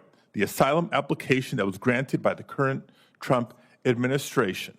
The administration representatives to answer questions about that aren't here. But let me ask about the screening and vetting of the people who are here as witnesses. Mr. Adelman, the Department of Homeland Security Inspector General reports make clear that your audits compared the parole screening and vetting processes to the Special Immigrant Visa Program and U.S. refugee processing, and that the Operation Allies Welcome parole screening included biometric and biographic screening at lily pad locations, plus manifest vetting and CBP inspection at ports of entry. Can you briefly walk us through the layered process so the public understands what screening and vetting meant in practice? Yes, thank you. CBP and DOD collected both, as you mentioned, biographic and biometric, including facial images and fingerprints. While the evacuees were at the lily pads, they matched that information against government databases throughout the federal government. Once a decision was made when they were allowed to travel to the United States, CBP put together a manifest for each flight. They did another round of vetting of that manifest, and then they were allowed to fly over into the United States. At that point, they went through the normal inspection process that everyone would go through when they reach a U.S. port of entry, which is the inspection process run by CBP. If CBP found something, they would take them to secondary, or expected to. Thank you. And just quickly, would you agree that your reports ultimately found that these processes were indeed followed, yes or no? Generally speaking, the vast majority it was followed. The challenge was the Thank you. Thank you. Mr. Brown, from the perspective of the Department of State, do you agree as well that these processes were followed, yes or no? Senator, we reviewed 112 SIV files in the context of our audit, looking at steps required to protect national security, and found that all State Department required steps were conducted in the sample for SIVs that we Thank you very much. And Mr. Chair, in my limited time, I do want to ask a question on an important and related matter. We spent a lot of time today talking about the screening and vetting in a program that has been repeatedly evaluated by offices of inspectors general. Documents are right here, including those represented today. What I haven't heard today is any concern for screening and vetting in what I would call a hastily concocted program, President Trump's so-called, quote-unquote, gold card. Unsurprisingly, there's limited information available on the Gold Card website and even on the USCIS website. Mr. Edelman, today you testified about concerns about screening and vetting in 2 programs that put people through background checks multiple times over the course of years. The Trump Gold Card website answers a question of, quote, how long will the process take? And the answer I'm sorry, Senator, your time is once an applicant's processing fee and application are received. Mr. Chairman, you went over your time. I appreciate 30 more seconds. Well, that's the prerogative of the chair is to recognize interview. Do you senators plan to look to into the speak, screening and vetting process addressing an for this unrelated Gold topic, Card program if it only takes you're weeks? out of order. Only if the price is right? Senator Let the Britt's witness answer, recognized. please. Thank you, Mr. Chairman and Chair Hawley. I appreciate you holding this hearing, and the witnesses, I appreciate you being here today. Look, the Biden-Harris disastrous withdrawal from Afghanistan sent shockwaves not just through that region, but literally across the entire globe. I was not in this body at that time. I was actually on the campaign trail. And there is nowhere that I visited in the state of Alabama where people didn't have a visceral reaction to the lack of our commander-in-chief being in command. We know that that travesty was just further elevated by the fact that we failed in the vetting process. And today we're here to get answers about what actually happened and how we can make sure that this doesn't happen in the future. So that's what I want to focus on. I have heard a lot of conversation about what went right or what went wrong, what should have happened, where we failed, where we didn't have the proper procedures. So let's talk about that. One of the things I saw in, I think it was September of 2022, Mr. Adelman, DHS OIG released a report that stated that CBP admitted the following evacuees to the U.S. under OAW, and it was 417 evacuees whose name was totally unknown. There were 242 evacuees whose last name was unknown, 11,110 evacuees whose date of birth was January 1st, and it goes on and on and on. And despite this, the Biden-Harris administration and DHS did not concur with the recommendations of DHS OIG that you all made to address it and to actually ensure it didn't happen again. One of those recommendations was from DHS to develop a comprehensive contingency plan to adequately vet and screen all individuals during future similar emergency situations. So do you know, Mr. Adelman, if any of the steps have been taken to ensure that the years to re-examine and implement, these different recommendations, has that been taken, and where are we on that? Thank you, Senator. For that one recommendation on lessons learned, the department, as you noted, did not agree and has not made any progress in completing that recommendation.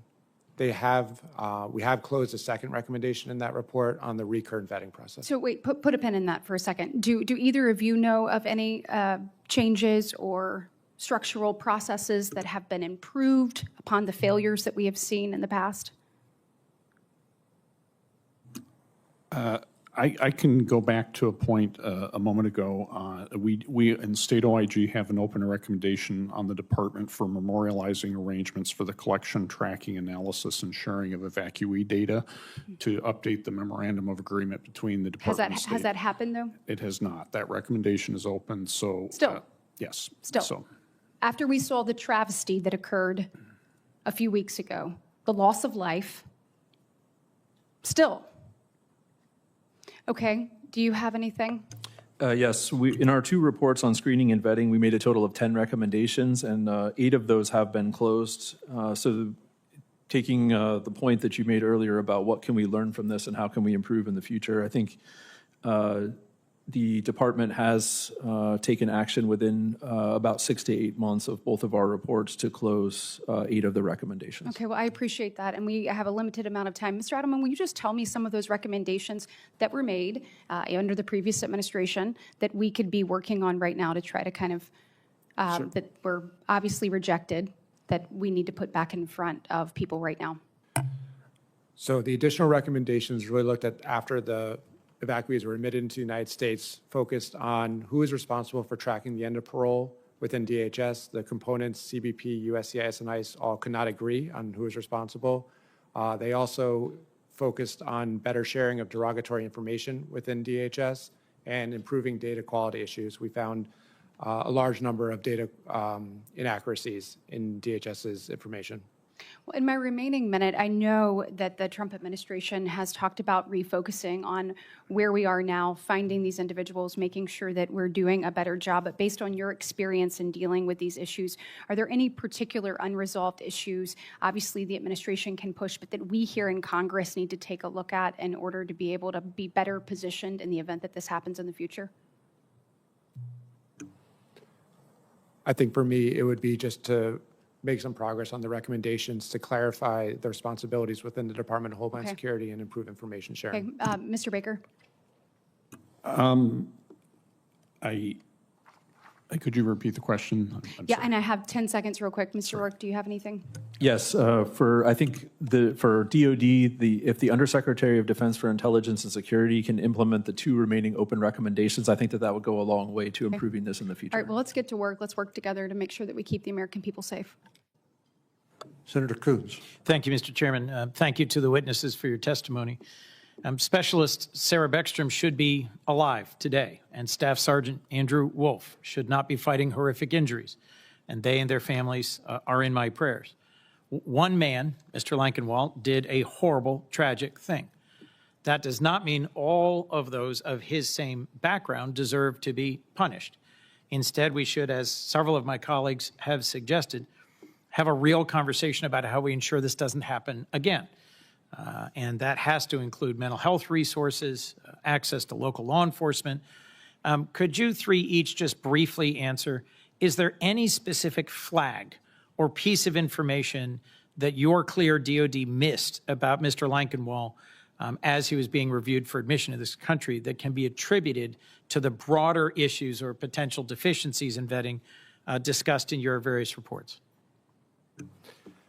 We didn't look at the specific individual, and I don't want to comment on him now because of the open investigation. Understood. Mr. Baker? Really the same. Mr. Rourke? So DOD has a lot of information and data that we compiled over 20 years in Afghanistan. And I think the question for us to look at was how best can we get that information into the hands of decision makers? And so that's why we focused in our two reports on the macro issues and kind of how we can deal with that risk and identify improvements that can be made. So look, I'd appreciate more follow-up from you on that, but here's what I just heard from the three of you.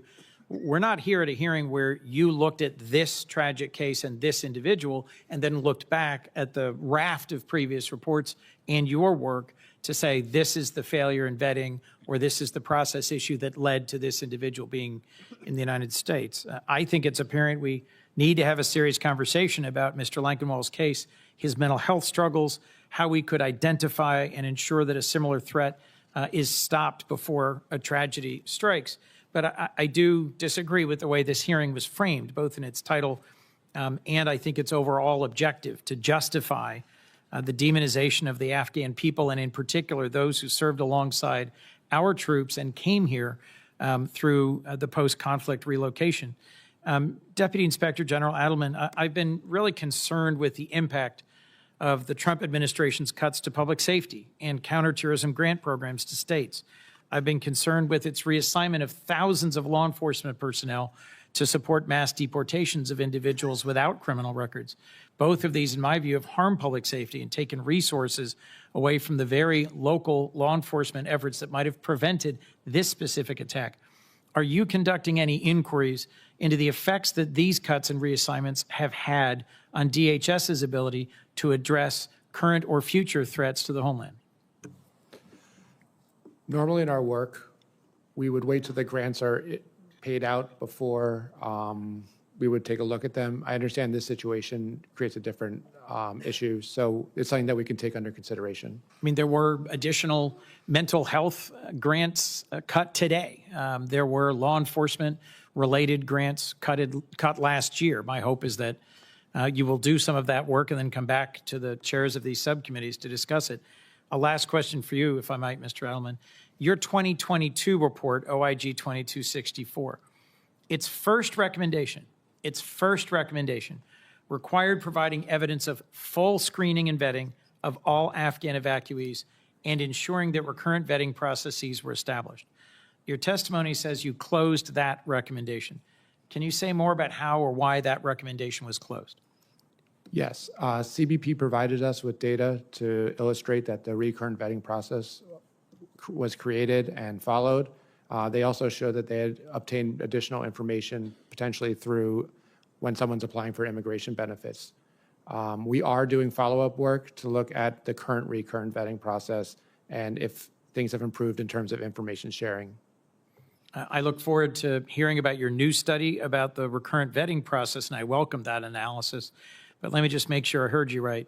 That first recommendation required evidence of full screening and vetting and ensuring that recurrent vetting processes were established, and you closed that recommendation. That's correct. Thank you. Thank you, Mr. Chairman. Senator Coons, I will repudiate the characterization of this hearing as a demonization of the Afghan people. This hearing is about President Biden's administration's failure to keep the American people safe. That's what this hearing's about. Senator Cruz. Thank you, Mr. Chairman. In August of 2021, Joe Biden and the Democrats presided over the most disastrous American retreat in modern times. In Afghanistan, we saw chaos. We saw Bagram Air Base abandoned to the Taliban.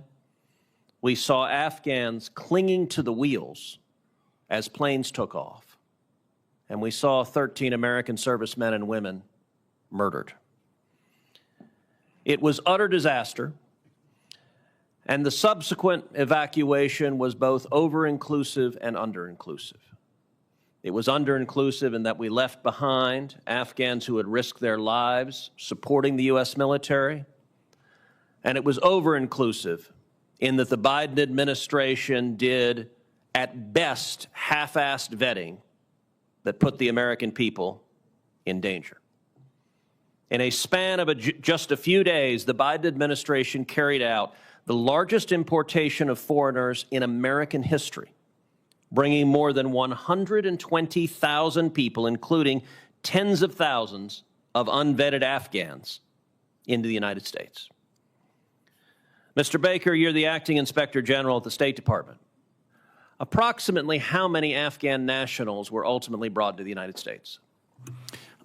Senator, according to visa statistics, about 145,000 visas in the U.S. Refugee Admission Program admissions occurred. Secretary Blinken identified 124,000 evacuees out of Kabul as the number. However, we were never able to verify that number despite 8 months of work with Department of Defense OIG colleagues. And your office found serious breakdowns in coordination, record keeping, and accountability, correct? Absolutely, yes. And most of those individuals were admitted through mass parole, not through fully vetted visas. Is that correct? That I can speak to the State Department piece of that, and I believe I don't have the numbers for my colleague. 77,000 were paroled into the United States. And the numbers are stark. Of the 77,000 you just mentioned, more than 70,000 had no prior lawful immigration status and were paroled into this country. Mr. Adelman, you're the Deputy Inspector General of Audits for the Department of Homeland Security. Your office has documented that the vetting process for this population was rushed, fragmented, and incomplete. Is that correct? Correct. Because of that rushed process, terrorism-related indicators and derogatory intelligence were not fully resolved prior to entry. Is that correct? We identified 2 individuals who, it turned out, had derogatory information and later had to be removed from the United States due to national security concerns. According to intelligence assessments, approximately 2,000 of these evacuees had terrorism-related ties or derogatory intelligence indications.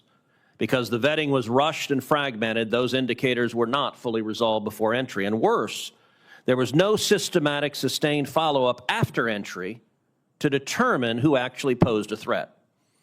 Even so, with only cursory post-entry review, law enforcement has already identified at least 55 Afghan evacuees who were confirmed or suspected terrorists. 55. Mr. Adelman, these 55 individuals were not uncovered through a comprehensive screening system. They were identified despite the absence of one. Is that fair to say? I can't speak to the 55, but I can say that there were challenges in the screening and vetting process. So if only cursory scrutiny uncovered 55 confirmed or suspected terrorists, isn't it reasonable to conclude that additional risks may have gone undetected among the remaining population? That was our concern. And the gravest danger wasn't limited just to those we managed to identify. On November 26th, just blocks away from the White House, an Afghan national paroled into the United States by Joe Biden opened fire on National Guard service members standing watch over our Capitol. 20-year-old Guardsman Sarah Beckstrom was shot and killed at her post. Guardsman Andrew Wolf was critically wounded, and the most chilling truth is this: the November 26th Afghan attacker in Washington, D.C. was not among the 2,000 individuals flagged by intelligence assessments. He was not among the 55 confirmed or suspected terrorists. We have young Americans in uniform doing their duty who should not have been shot and should not have died. For years, we've been sounding the alarm, and for years, the Biden administration looked the other way and endangered every American in this country. Senator Blumenthal. Thank you, Mr. Chairman. I think I speak for all the members of this panel in expressing the view that violence is absolutely abhorrent and unacceptable, that our hearts go out to the family of Army Specialist Sarah Beckstrom, and we pray for the quick recovery of Staff Sergeant Andrew Wolf. My hope is that we honor them with action, that we look forward and say to ourselves, how can we stop this kind of violence from happening again? What we know about the shooter's mental health is that apparently have been declining for some time. And individuals familiar with him raised the alarm over episodes of depression and erratic behavior. There's speculation that his prior roles in combat, because he was at the side of our troops as part of a CIA-backed Zero unit in Afghanistan, might have contributed to PTSD in the same way that our own troops come home with that kind of illness. It is an illness, a disease. It is treatable, but it has to be addressed. So the topic here is framed as one of vetting and perceived failures of vetting, but it also should be viewed as one of mental health and even of gun violence. Mental health is not an Afghan problem, it's an American problem. And Mr. Edelman, do you know how the shooter obtained the gun? We have not looked into any records of the suspect. Do you know whether mental health services were available to him? I do not. Do you know whether IG reports have been conducted to examine levels of PTSD that refugees or others coming into this country after thorough vetting may be suffering from? We have not looked at that in the past. Let me ask you on another topic. A lot of talk today about screening and vetting. I haven't heard anything, again, looking forward, about the so-called gold card, President Trump's gold card. My understanding is, from the limited information that's available on the gold card website, that, and actually I'll quote from it, once an applicant's processing fee and application are received, the process should take weeks. Now, we're talking about vetting and screening of someone who came into the country after multiple series of vettings over years. Do you have any plans to look into this process of vetting and screening that allows somebody to come into the country after only weeks, possibly of superficial, very little vetting, simply because they can pay money to expedite the process? So we take a risk-based approach when we choose what audits to look at. As we learn more about this, we will certainly take that under consideration and determine. Well, I'm asking you for a commitment, sir, that you will, in fact, look into the gold card process to prevent this kind of problem from recurring. In real time, we see the potential pitfalls. Will you look into them to prevent the kind of absolutely abhorrent consequences that we saw in the death of these two great National Guardsmen? Yes, we'll look into it as part of our planning process, yes. I was a critic of the Afghanistan withdrawal in the way that it was done. I'm not here to relitigate that issue. I'm here to look forward and try to prevent this kind of tragedy from occurring again. Thank you, Mr. Chairman. I just have one last question before we excuse this panel. But given what you described in that the difficulty of getting information from a war-torn country, one that had been involved in war for 20 years or more, given the fact the Taliban, a terrorist organization, basically was in control or governing the country, given the fact of illiteracy on the part of many of the Afghan nationals who couldn't even state the date of their birth, do you agree with me that the default position of this Operation Allies Welcome was, unless we find something derogatory, you're going to be admitted? In other words, no record was treated as a positive in terms of admission. Right. Is that, you agree with that characterization, Mr. Adelman? I do. Thank you. You have anything else for this panel? Yes, Senator, I also would agree. I would point to some of our work on SAVs where I note we have a high refusal rate for those who go through a thorough process. It does indicate, again, document fraud and other risks with those applicant pools. Thank you. I'm sorry I didn't see Senator Moody come in, but I'll recognize her next, and I understand Senator Blackburn is right here, too. Please proceed. Senator Blackburn, and she'd like to go ahead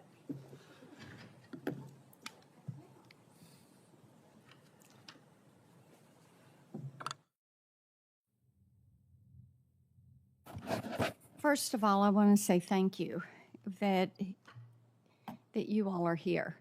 And I thank the chairman for calling a joint hearing that we could work through this. I think there are so many questions that have arisen out of this parolee program, and the hurt that it has caused, the uncertainty that it has caused has not been something that would credit our nation's processes and policies. Fraud, let's talk about that. And Mr. Alderman, I want to come to you with this. This is something that we have heard so much about. Of course, the White House has had quite a focus on this, and with what has happened in Minnesota, that has really caused people to look at some of these programs. I introduced the Fraud Accountability Act this month, and it is something that would make fraud a deportable offense and would actually update the INA to make certain that it's explicit. Now, you're serving as the Deputy Inspector General in the DHS Office of Audits. So I want you to talk for a minute about what you are seeing with fraud, how you see if it is widespread, and how you respond to what the steps that this administration, unlike the last administration, this administration is taking steps to root it out. Thank you. We've done extensive work on COVID relief fraud. In our office, we had a group that was or is directly focused on that, and we found many challenges with fraud through the COVID funding that was received by states.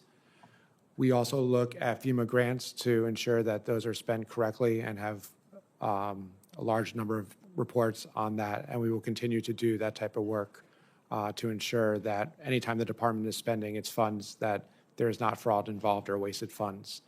I would need to review the changes that would be made. Plus, I wouldn't really look at the policy of changes to the INA in my position, but I can say that we continue to look to make sure to root out fraud with the department spending. Where are you seeing the most prevalent entry points for people that are committing fraud? Is it through a lack of vetting in these programs, or where's that entry point? I think there's always a balance when there's an emergency on how quickly you want to quickly provide funds for those people who have faced something terrible. But when you're speeding through those, and sometimes there's something called self-certification where they're saying, I need the funds, that's where it can become a challenge. Okay. Mr. Baker, let's talk about vetting. And the committee has talked quite a bit about that as you've been in this hearing today. And I think there is no doubt that the lack of vetting is something that has just caused so much concern. And one of the things that I hear in Tennessee is that as people are reviewing these programs, they're not necessarily talking about it as a national security issue. They talk about it as a public safety issue. And we have referenced the situation here in D.C. with Sarah Beckstrom and with Staff Sergeant Wolf and the tragedy that is there. But talk about how you see this lining up with those public safety concerns rising. Senator, thank you for that good question. I think we in State OIG do view visa and consular integrity as a matter of national security and not just public safety. It's integral to the work that we do, and our work with the Special Immigrant Visa Program has included an integrity working group with DHS, U.S. Customs and Immigration Service, and Bureau of Diplomatic Security, which has concurrent jurisdiction for visa and passport fraud from the beginning. We have a number of ongoing cases, as I mentioned earlier, related to the SIV program, and we are very much seized with the importance of this part of the portfolio for our oversight role. Thank you. Thank you, Mr. Chairman. Senator Whitehouse. Thanks, Chairman. May I first ask if any of the witnesses on this panel served in Afghanistan? I did not. No. No? I traveled there as a civilian to do my OIG oversight work. Okay. The reason I asked that question is because I think one important voice for a hearing like this is the men and women who served in Afghanistan and who worked closely with Afghan soldiers and intelligence operatives, very often very closely, very often with their security determined by the capability of their Afghan colleagues. And when the issue of Afghan resettlement came up, the voices that I heard the most were the voices of Rhode Islanders who had served in Afghanistan, other Americans who had served in Afghanistan, and whose message to us was, many of us owe our lives to these Afghan soldiers. We have a moral duty to protect them and to give them an opportunity to come to the United States and not leave them to the tender mercies of the Taliban. Do any of you disagree that the service of Afghan troops and intelligence professionals gave them some moral standing in an effort to relocate to the United States? No. Mr. Edelman does not disagree with that? Is that no, no, and no? No. Well, I happen to agree with you, and I wish that voice was more prevalent here. I've also been told, and if anybody cares to correct me in a response for the record, you're welcome to do so, but I've been told that the number of Afghans who have entered on parole into the United States under Operation Allies Welcome is 76,000. and that of those 76,000, as of a report from the Department of Homeland Security in December, 6 had been arrested. 76,000 brought into the United States, 6 have been arrested. By my count, more January 6th rioters pardoned by President Trump were arrested after the pardon than our Afghan allies brought into this country under Operation Allies Welcome.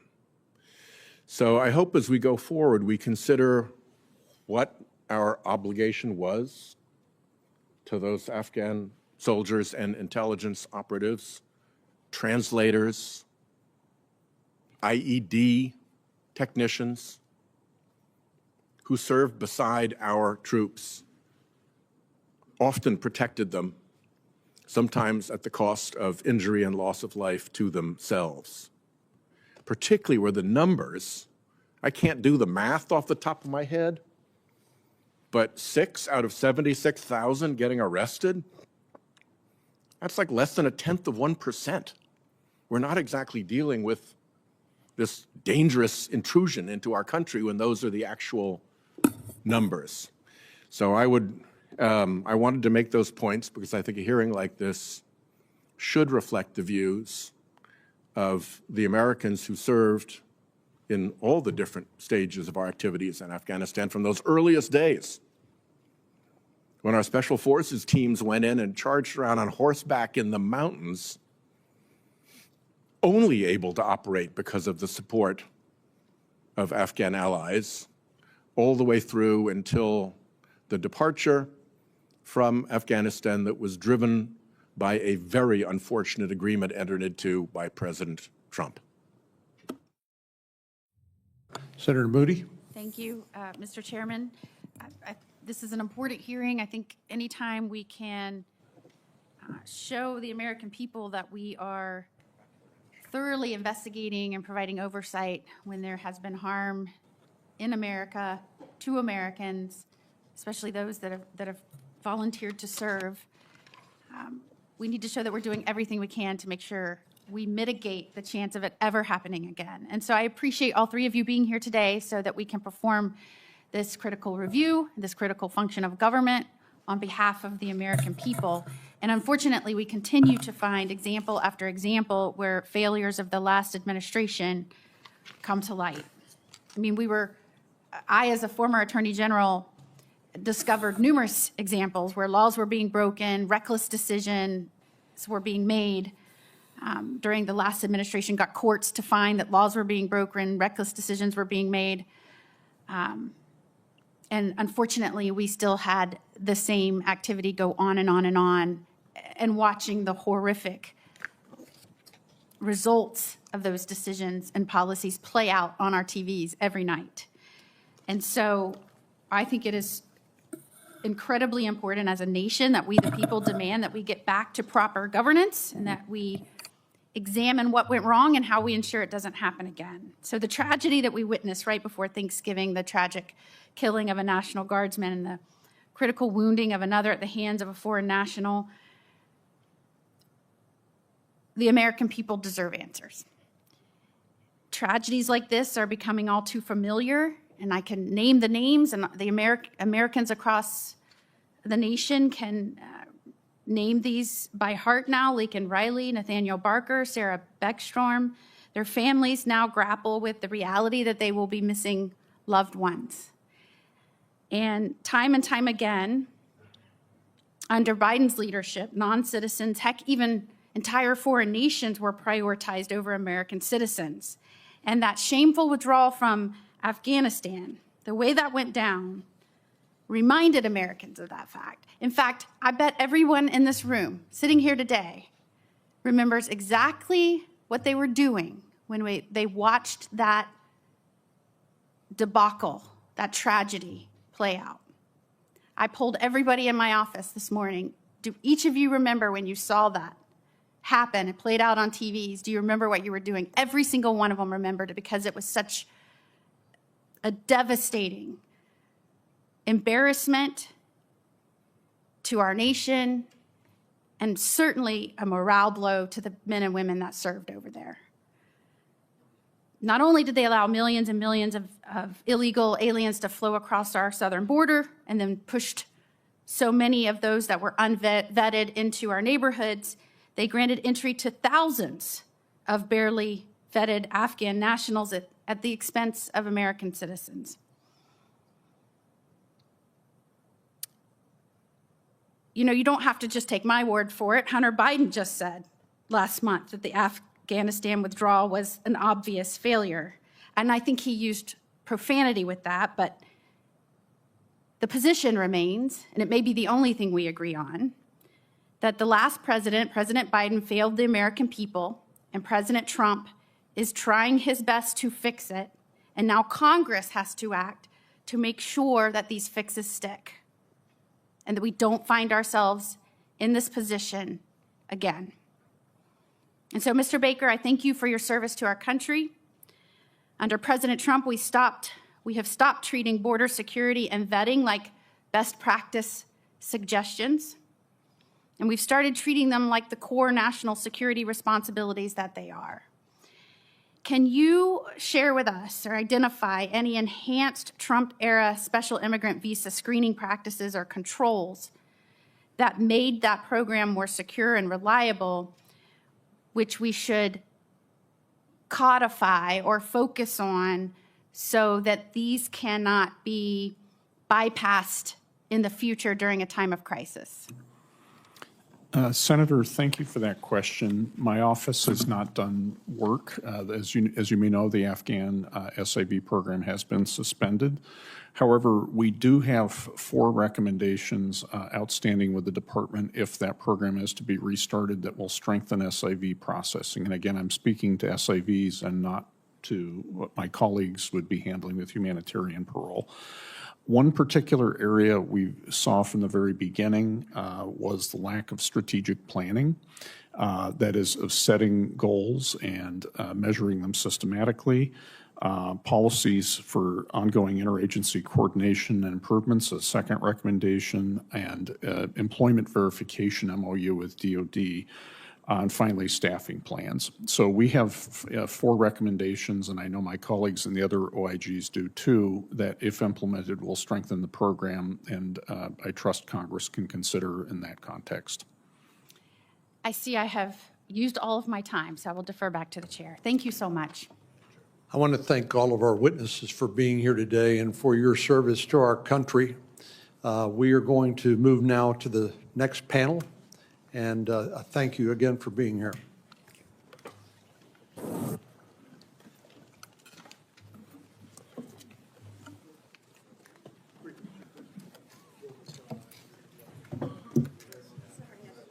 No problem. Okay.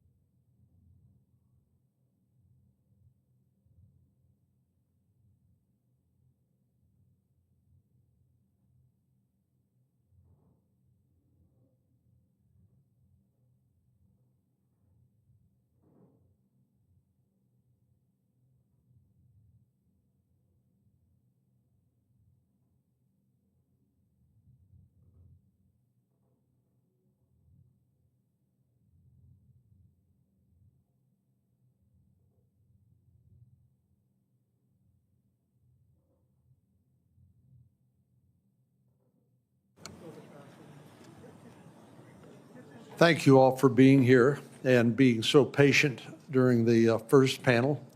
We're looking forward to hearing from you. I'll introduce 3 of our witnesses, and Senator Padilla will introduce the other two, and then we'd like to hear your opening statement. Simon Hankinson is a senior research fellow at the Heritage Foundation.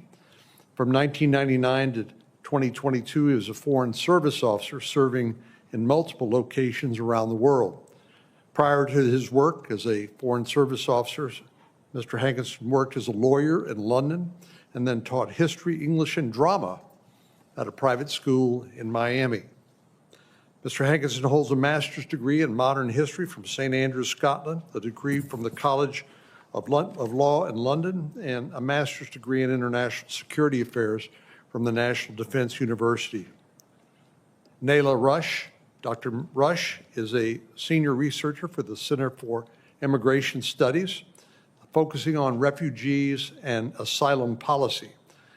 She holds a PhD in migration studies from the University of Sussex in the UK, a maîtrise in sociology from Sorbonne University in Paris, excuse my pronunciation, and a BA in sociology from the American University of Beirut.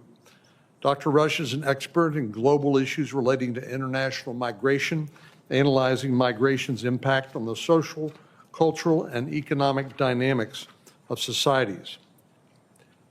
Julie Marzuk, did I get that correct? Marzuk. Julie Marzuk is a lawyer, an author, and a strategic problem solver with experience in legal advocacy, policy analysis, and nonprofit coalitions. She's directed nonprofit law firms and served as a clinical law professor.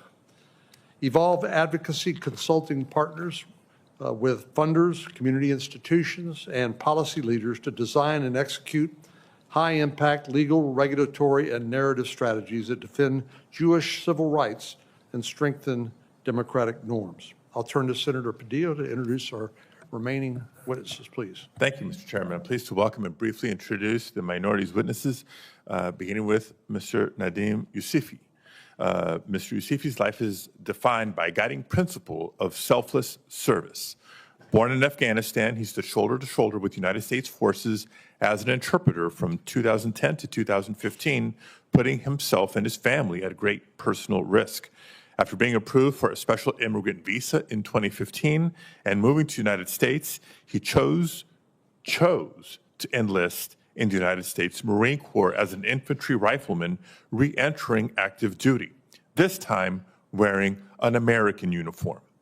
Mr. Yousefi went on to complete his 2 deployments, first with the 11th Marine Expeditionary Unit and another with the Special Purpose Marine Air Ground Task Force Crisis Response. Today, Mr. Yousefi is a nursing student and a U.S. citizen with aspirations to commission as an officer in the Army Nurse Corps following graduation. Remarkably, he also makes time to also be involved in his community and to give back. Since 2021, Mr. Yousefi has been assisting other resettled Afghans navigate the many aspects of building a stable, successful life here in the United States. His love of his adopted country, his Afghan heritage, and an exemplary record of service to the United States have instilled in him a unique combination of service, loyalty, and generous spirit. And he brings to this conversation a depth and breadth of firsthand knowledge that only comes from a life as devoted to our country as his. And I thank him for being here. It's also my pleasure to introduce our second witness, Mr. Perry Blackburn, a retired lieutenant colonel who served as U.S. Armed Special Forces officer. He was one of the first Americans on the ground in Afghanistan after September 11th. He's the founder and CEO of AFG Free, an organization he founded to keep the promise to get Afghan partners out of Afghanistan safely. Through his organization, he's helped evacuate thousands of U.S. citizens and allies from Afghanistan. Lieutenant Colonel Blackburn, thank you for your service and for coming to testify before us today. Thank you to each of the witnesses for being here. Mr. Hankinson, we'll start with you for a 5-minute opening, please. Chairman Cornyn, Ranking Member Padilla. Let me put the bottom line up front. I'm certain that of the 200,000 Afghans brought here under programs hastily arranged by the Biden administration since 2021, there are hundreds who should be deported. I'm certain that some have criminal or terrorist records that make them inadmissible under our immigration laws. And I believe it's inevitable that members of this population will victimize Americans or other immigrants in future. The U.S. involvement in Afghanistan exactly bookends my career as a Foreign Service officer. From our first casualty, CIA officer Johnny Michael Spann in November 2001, to the final terrorist attack by ISIS-K at Kabul airport 20 years later that killed 13 Americans.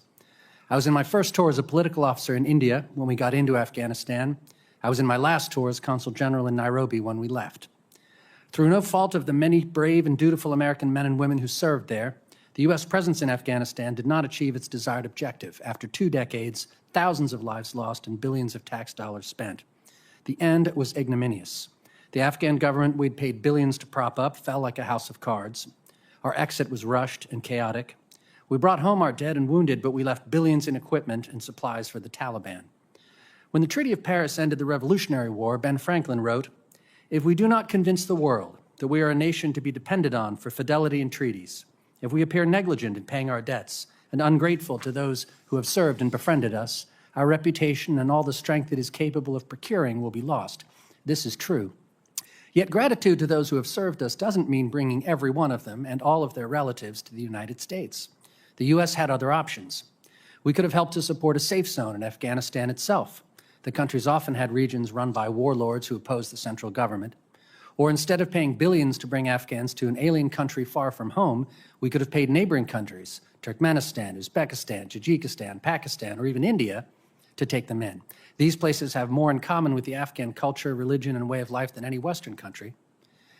Even if one accepts the premise that those Afghans who have given exceptional service to America should be brought here, the levels of service, and hence the risk, varies greatly between individuals. Yet that distinction seemed to play little part in our mass evacuation effort.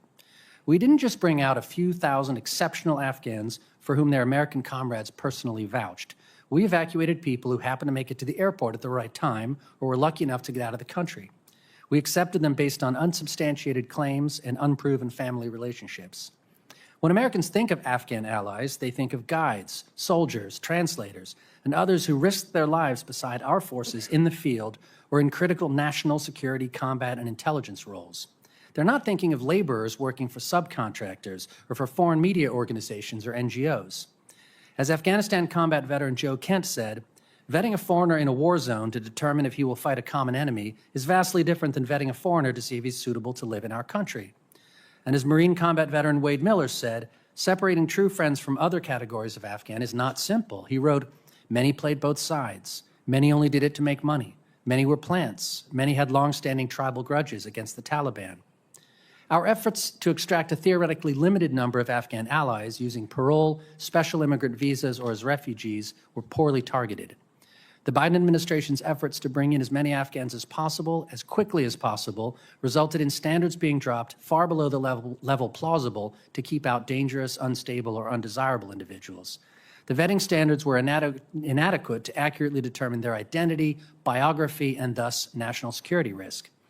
Afghans brought to the U.S. under Operation Allies Welcome and its successor programs have been arrested for crimes including property damage, sexual assault, plotting terrorist attacks, and murder. At present, the U.S. has no means to vet anyone inside Afghanistan. We have no diplomatic or overt security presence in the country.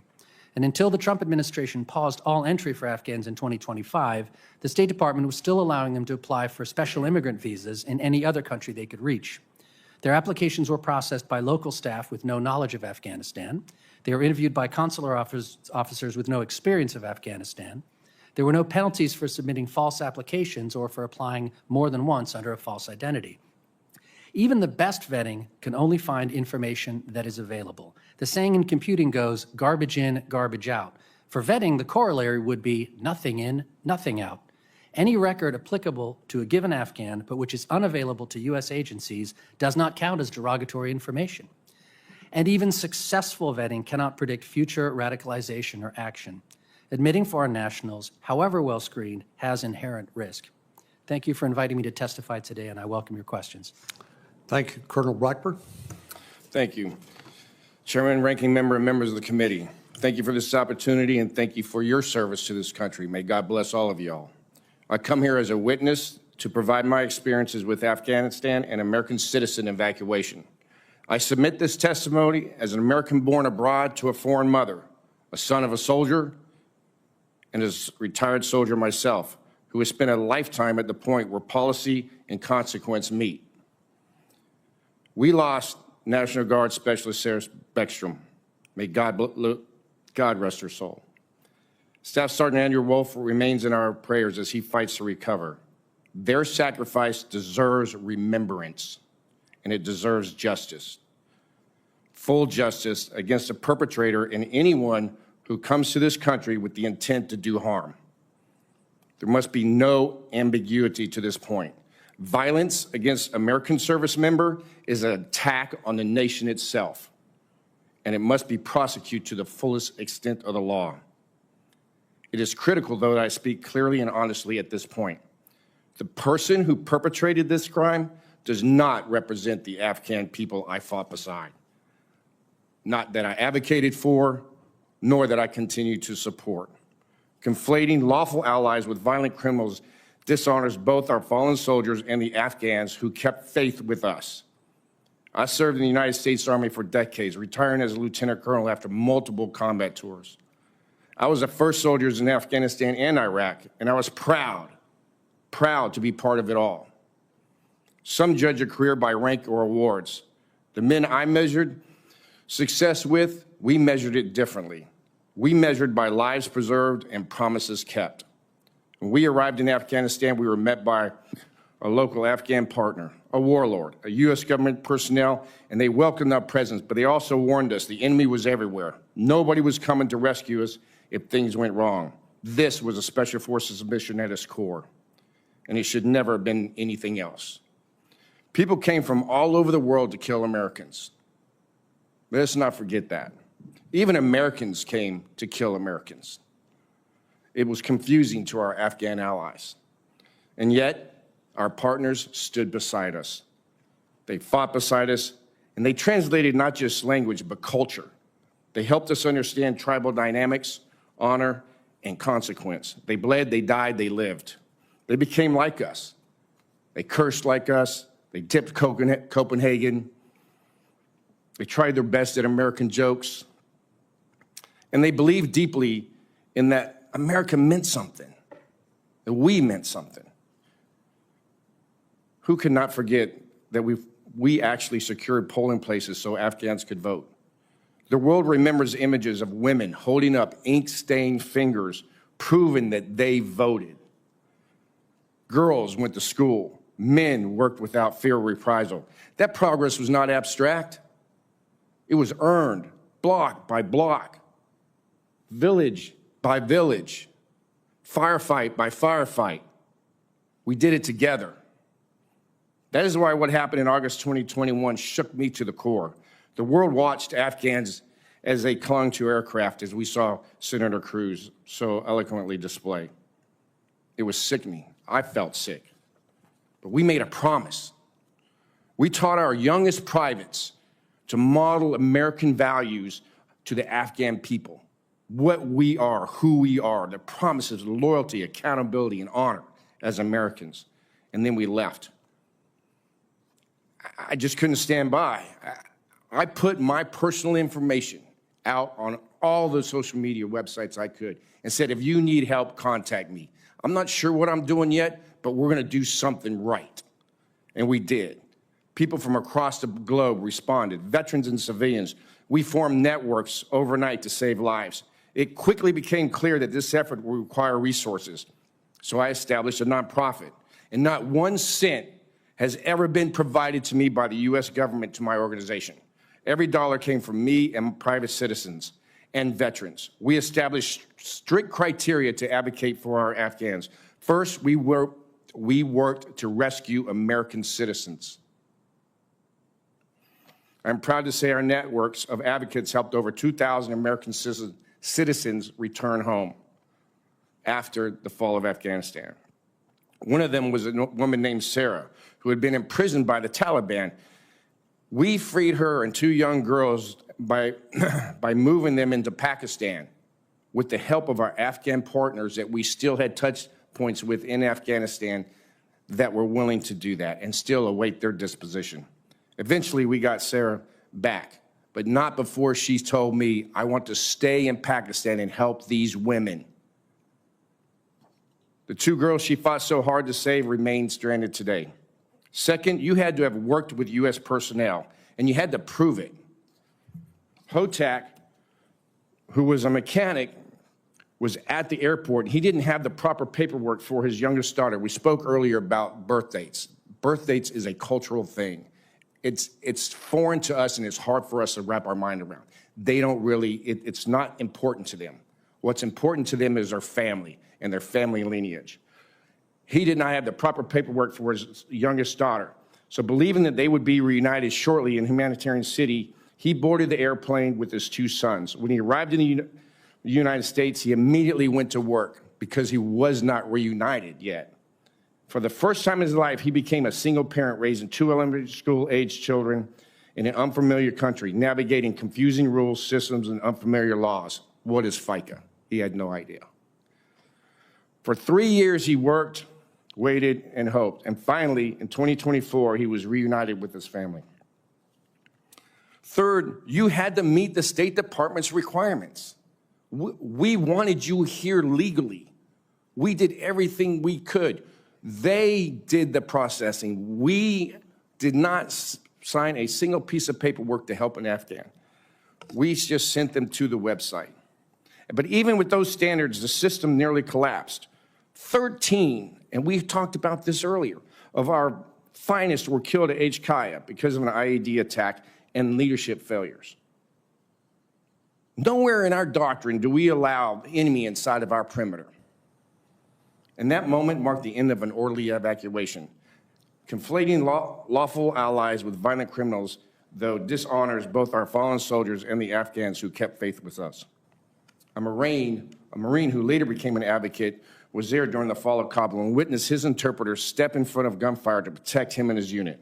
He and his men cleared the HKIA runway and stood over Murder Alley, a stretch of dirt road they could see and will never, ever forget. That is the fate of those who we left behind. That is the real life and death consequences of turning our backs on those who risked their lives for our country. This hearing is about the Afghan Parole Program and the CIV program. Programs like this exist because of our credibility. I believe our credibility matters to the world. Because when America makes a promise in war, people do stake their lives on it. Colonel, if you wouldn't mind wrapping up, because we had 5 minutes per witness, and then give us a chance to ask you some questions, and you can further expound on it. Yes, sir. Thank you. In closing, our soldiers deserve justice, our allies deserve honor, and our nation deserves the truth. Thank you for their time. Thank you, Colonel. Thank you for your service to our country as well. Ms. Marzouk. Thank you, Chairman Hawley, Chairman Cornyn, and Ranking Member Padilla, who is my personal senator from California. Thank you for the opportunity to be here today. The testimony that we have heard today rightfully focused on how Afghans were vetted before they arrived in the United States. But the story of what happened after Afghans were paroled into America also deserves scrutiny, as it exposes a serious national security threat. In 2022, the federal administration distributed hundreds of millions of dollars to the states to provide Afghan parolees with immigration legal services. The asylum process vets applicants for terrorist affiliations. Ethical attorneys strengthen the vetting process. Unethical attorneys create vulnerabilities. So where did the Afghan legal service funding go? The answer is haunting. In too many cases, our tax dollars flowed to terrorist affiliates. Let me say this clearly. Federal money went to the Council on American Islamic Relations, or CARE. That's right. We paid an organization with a 30-year association with terrorism to screen parolees for terrorism. CARE masquerades as a Muslim civil rights group, but that's not true.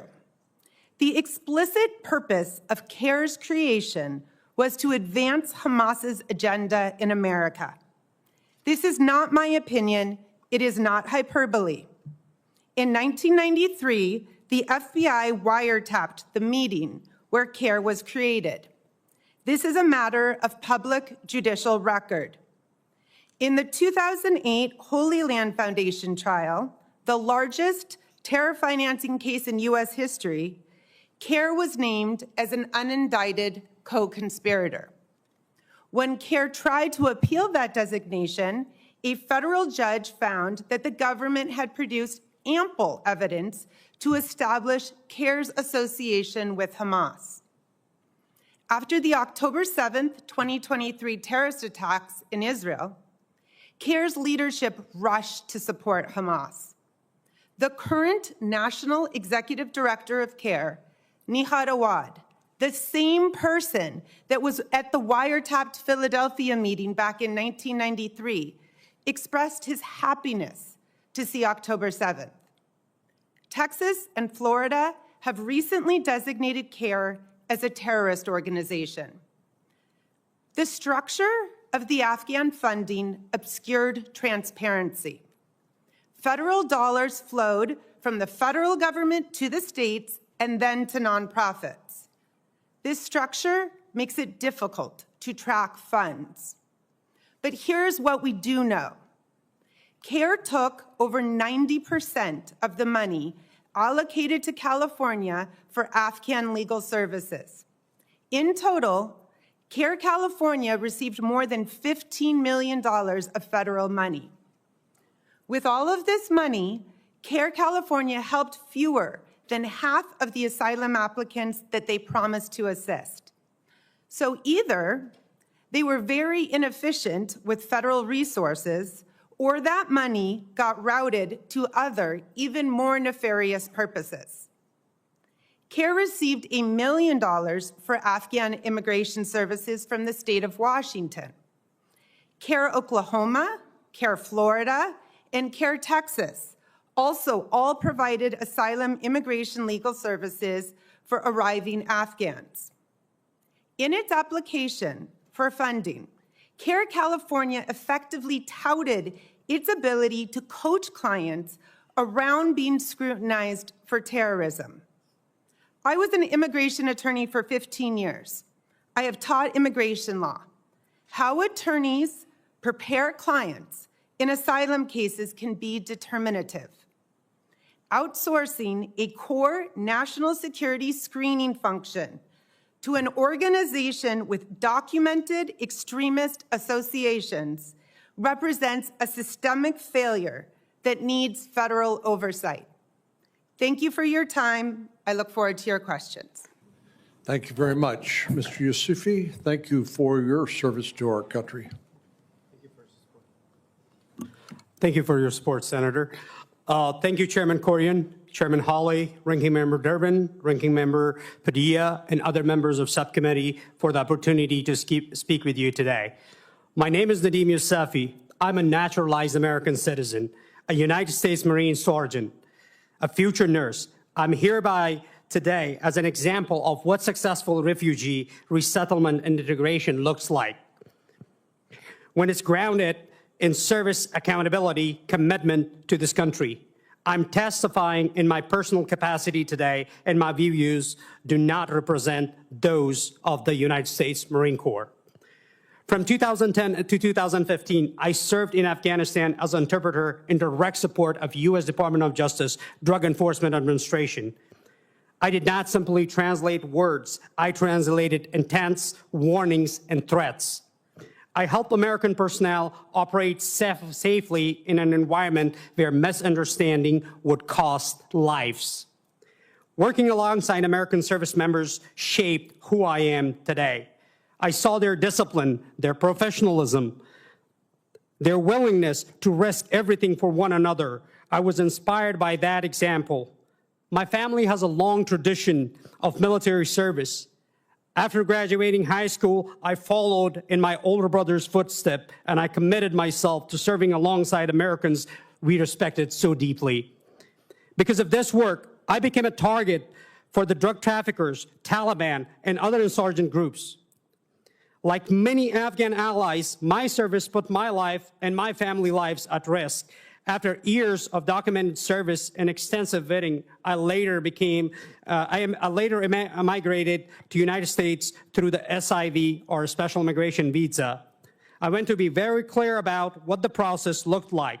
The SIV process required years of interviews, background investigation, biometric screenings, and continuous repeated reviews by multiple U.S. government agencies.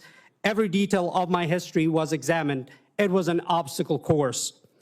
Once I arrived to the United States, immediately I enlisted in the U.S. military. I did not pass my ASVAB. I got 18. So I have to go back to school to improve my English and my math in order to get a better ASVAB score and finally enlist in the Marine Corps with a 67 ASVAB.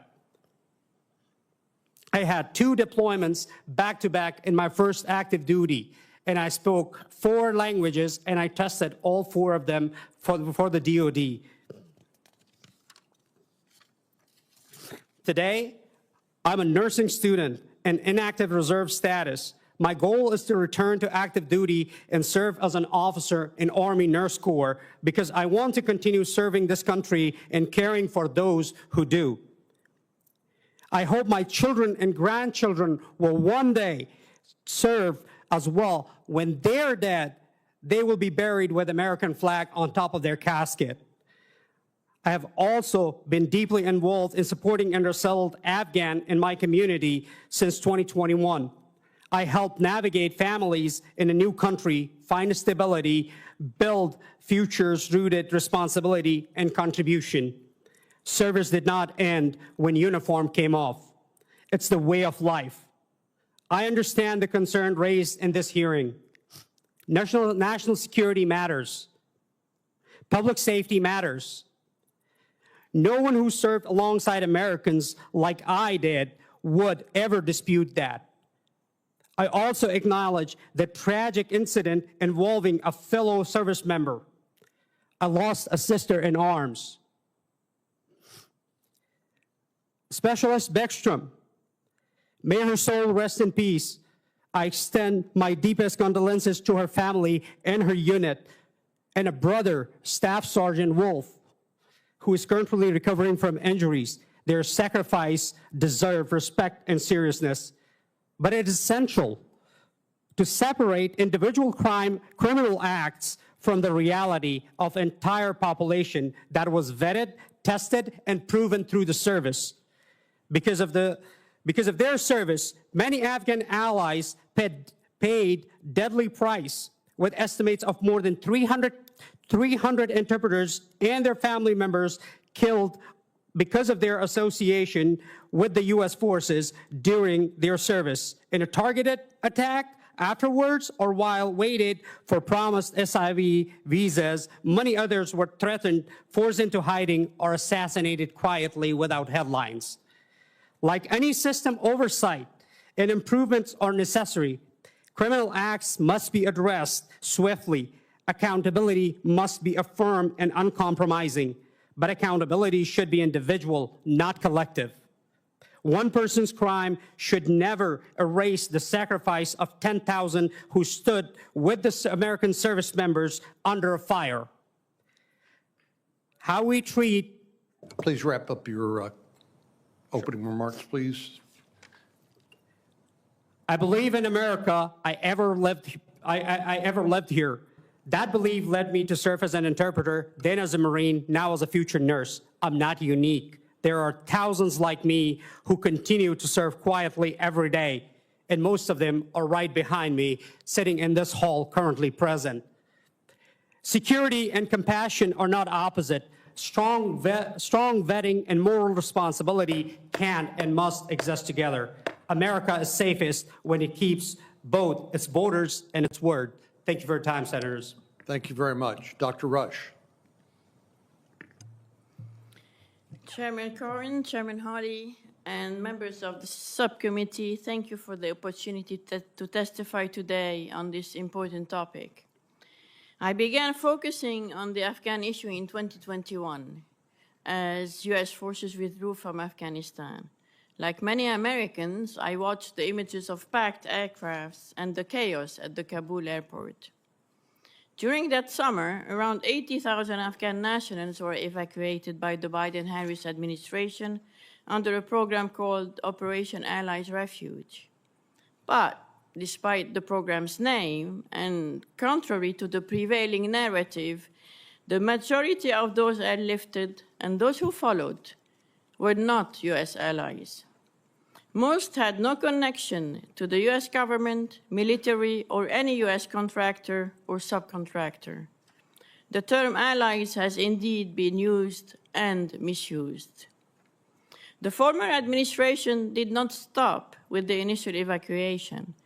It went on to create multiple additional pathways for Afghans to enter the United States, ultimately bringing the total number of arrivals to more than 200,000. Most evacuees did not possess visas to be admitted into the U.S., nor were they eligible for special immigrant visas, which are specifically reserved for Afghan allies, or for refugee statuses available to persecuted Afghans. As a result, the administration relied on parole to allow them into the U.S. Immigration parole is an official permission to enter and remain temporarily in the U.S. and should be only granted on a case-by-case basis. The legality of the prior administration's expansive use of parole has been widely questioned. Once processed, parolees were resettled into American communities and were exceptionally granted the same federal benefits as refugees and SIVs, including work authorization, health insurance, cash assistance, housing support, and more.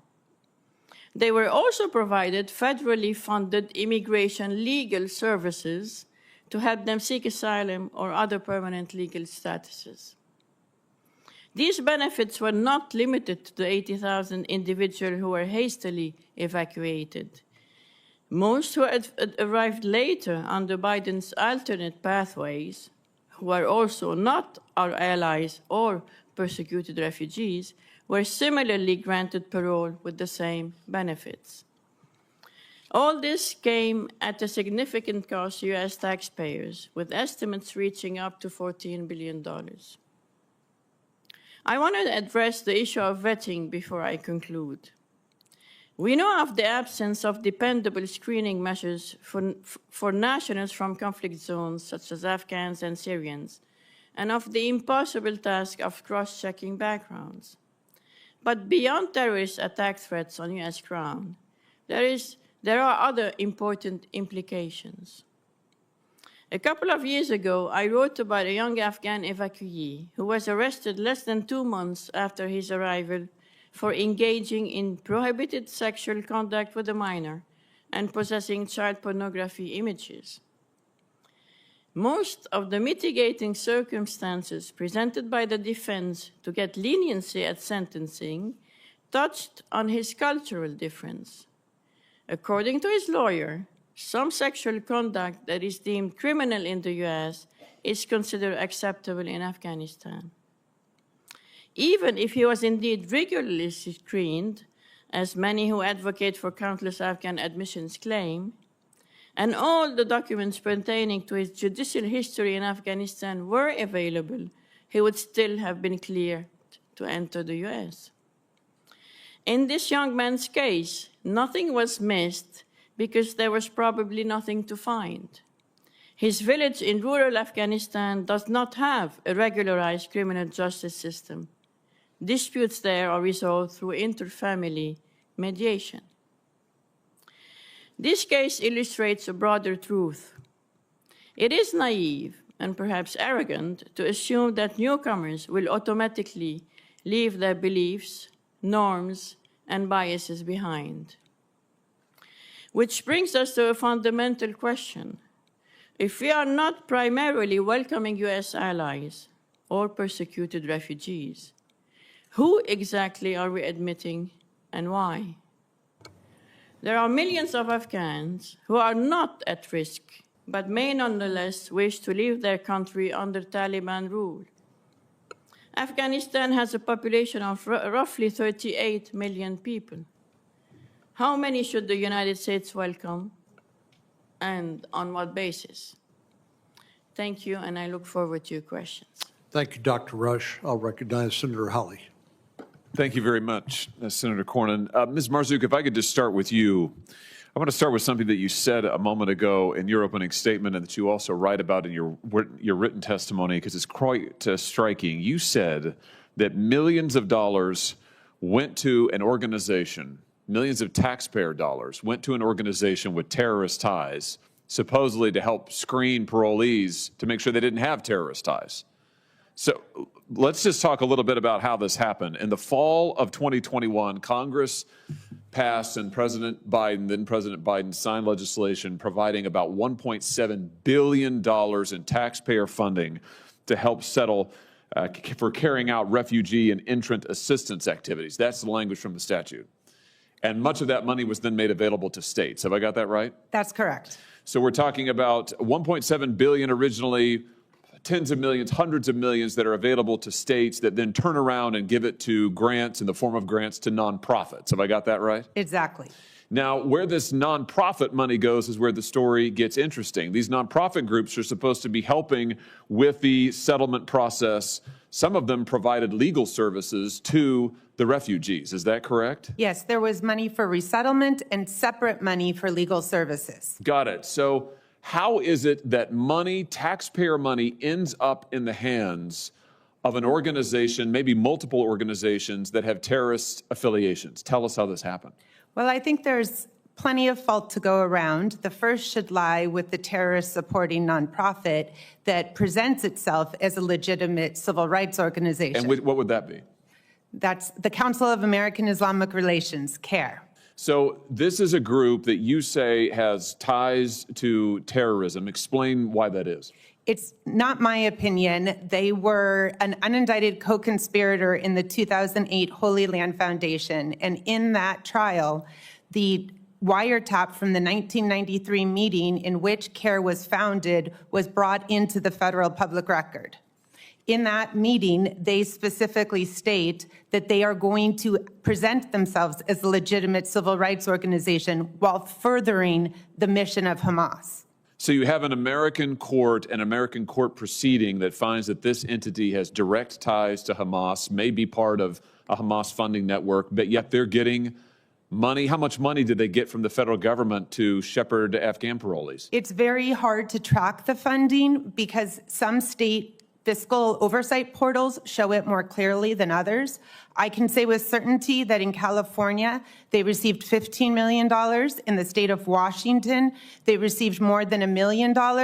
And I can say also that an affiliate of CARE, which is called ICNA, the Islamic Center for North America, which has its own documented ties to extremism and terrorism, was also subgranted $1 million. $15 million in one state, millions in other states going to this entity. Did you say that following October 7th, the leaders of CARE celebrated the Hamas attacks, or did they condemn it? Which was it? Multiple leaders are on public record celebrating the Hamas attacks. The National Executive Director, the CEO of CARE California, and the Executive Director of San Francisco CARE all publicly celebrated October 7th. So you've got an organization that was founded in conjunction with Hamas that a federal court has found is linked to the funding network that is somehow getting millions and millions of taxpayer dollars to help Afghan parolees, supposedly to make sure that they're not associated with terrorism. This group's associated with terrorism. Now, when I look at the federal databases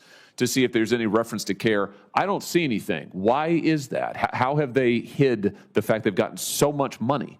That's correct, Senator, because the money went from Health and Human Services to the states and from the states to nonprofits. In fact, nonprofits could then subgrant further. So the money did not go directly from the federal government to CARE, but rather an intermediary, and that is how they've hidden the money. It's like a dark money network.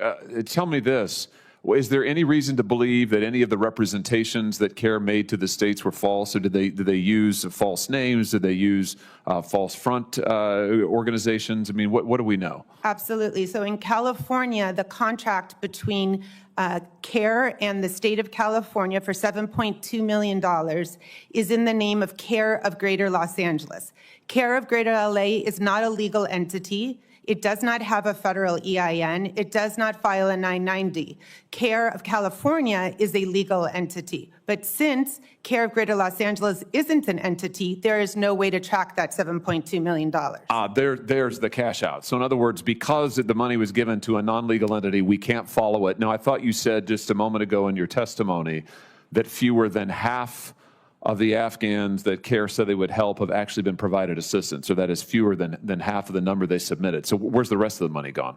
Well, in California, CARE is involved in an all-of-society political activism approach. They have paid activists in city councils, in school boards, lobbied in the state legislature to further their extremist agenda. I cannot say with certainty that that's where the federal dollars went, but I can say that on the ground, we see the political radicalization from CARE in every aspect of California civic life. Were they involved in any way in anti-Israel, anti-Jewish protests after October 7th that we saw all over the country? Absolutely. CARE's leadership was present at the universities of California and the Cal State campuses, and in fact, gave sermons and speeches on those campuses. So for all we know, the money could have gone there. I mean, my point is, and thank you for your indulgence, Mr. Chairman, we need to find out where this money has gone. This is a scandal. This is corruption.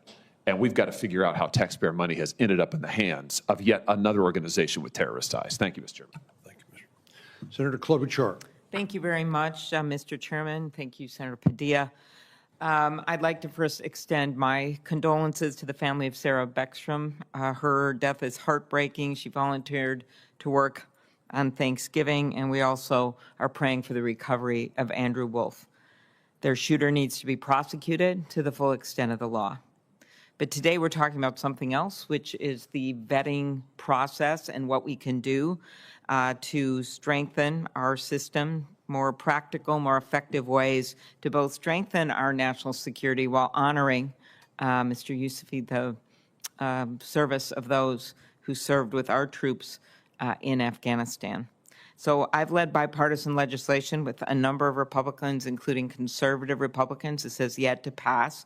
Over the years, we've improved it. We've added, at the request of Republicans, several provisions, but it still hasn't passed. And I think in there, and I'm happy to work with people on it, could be one of the solutions.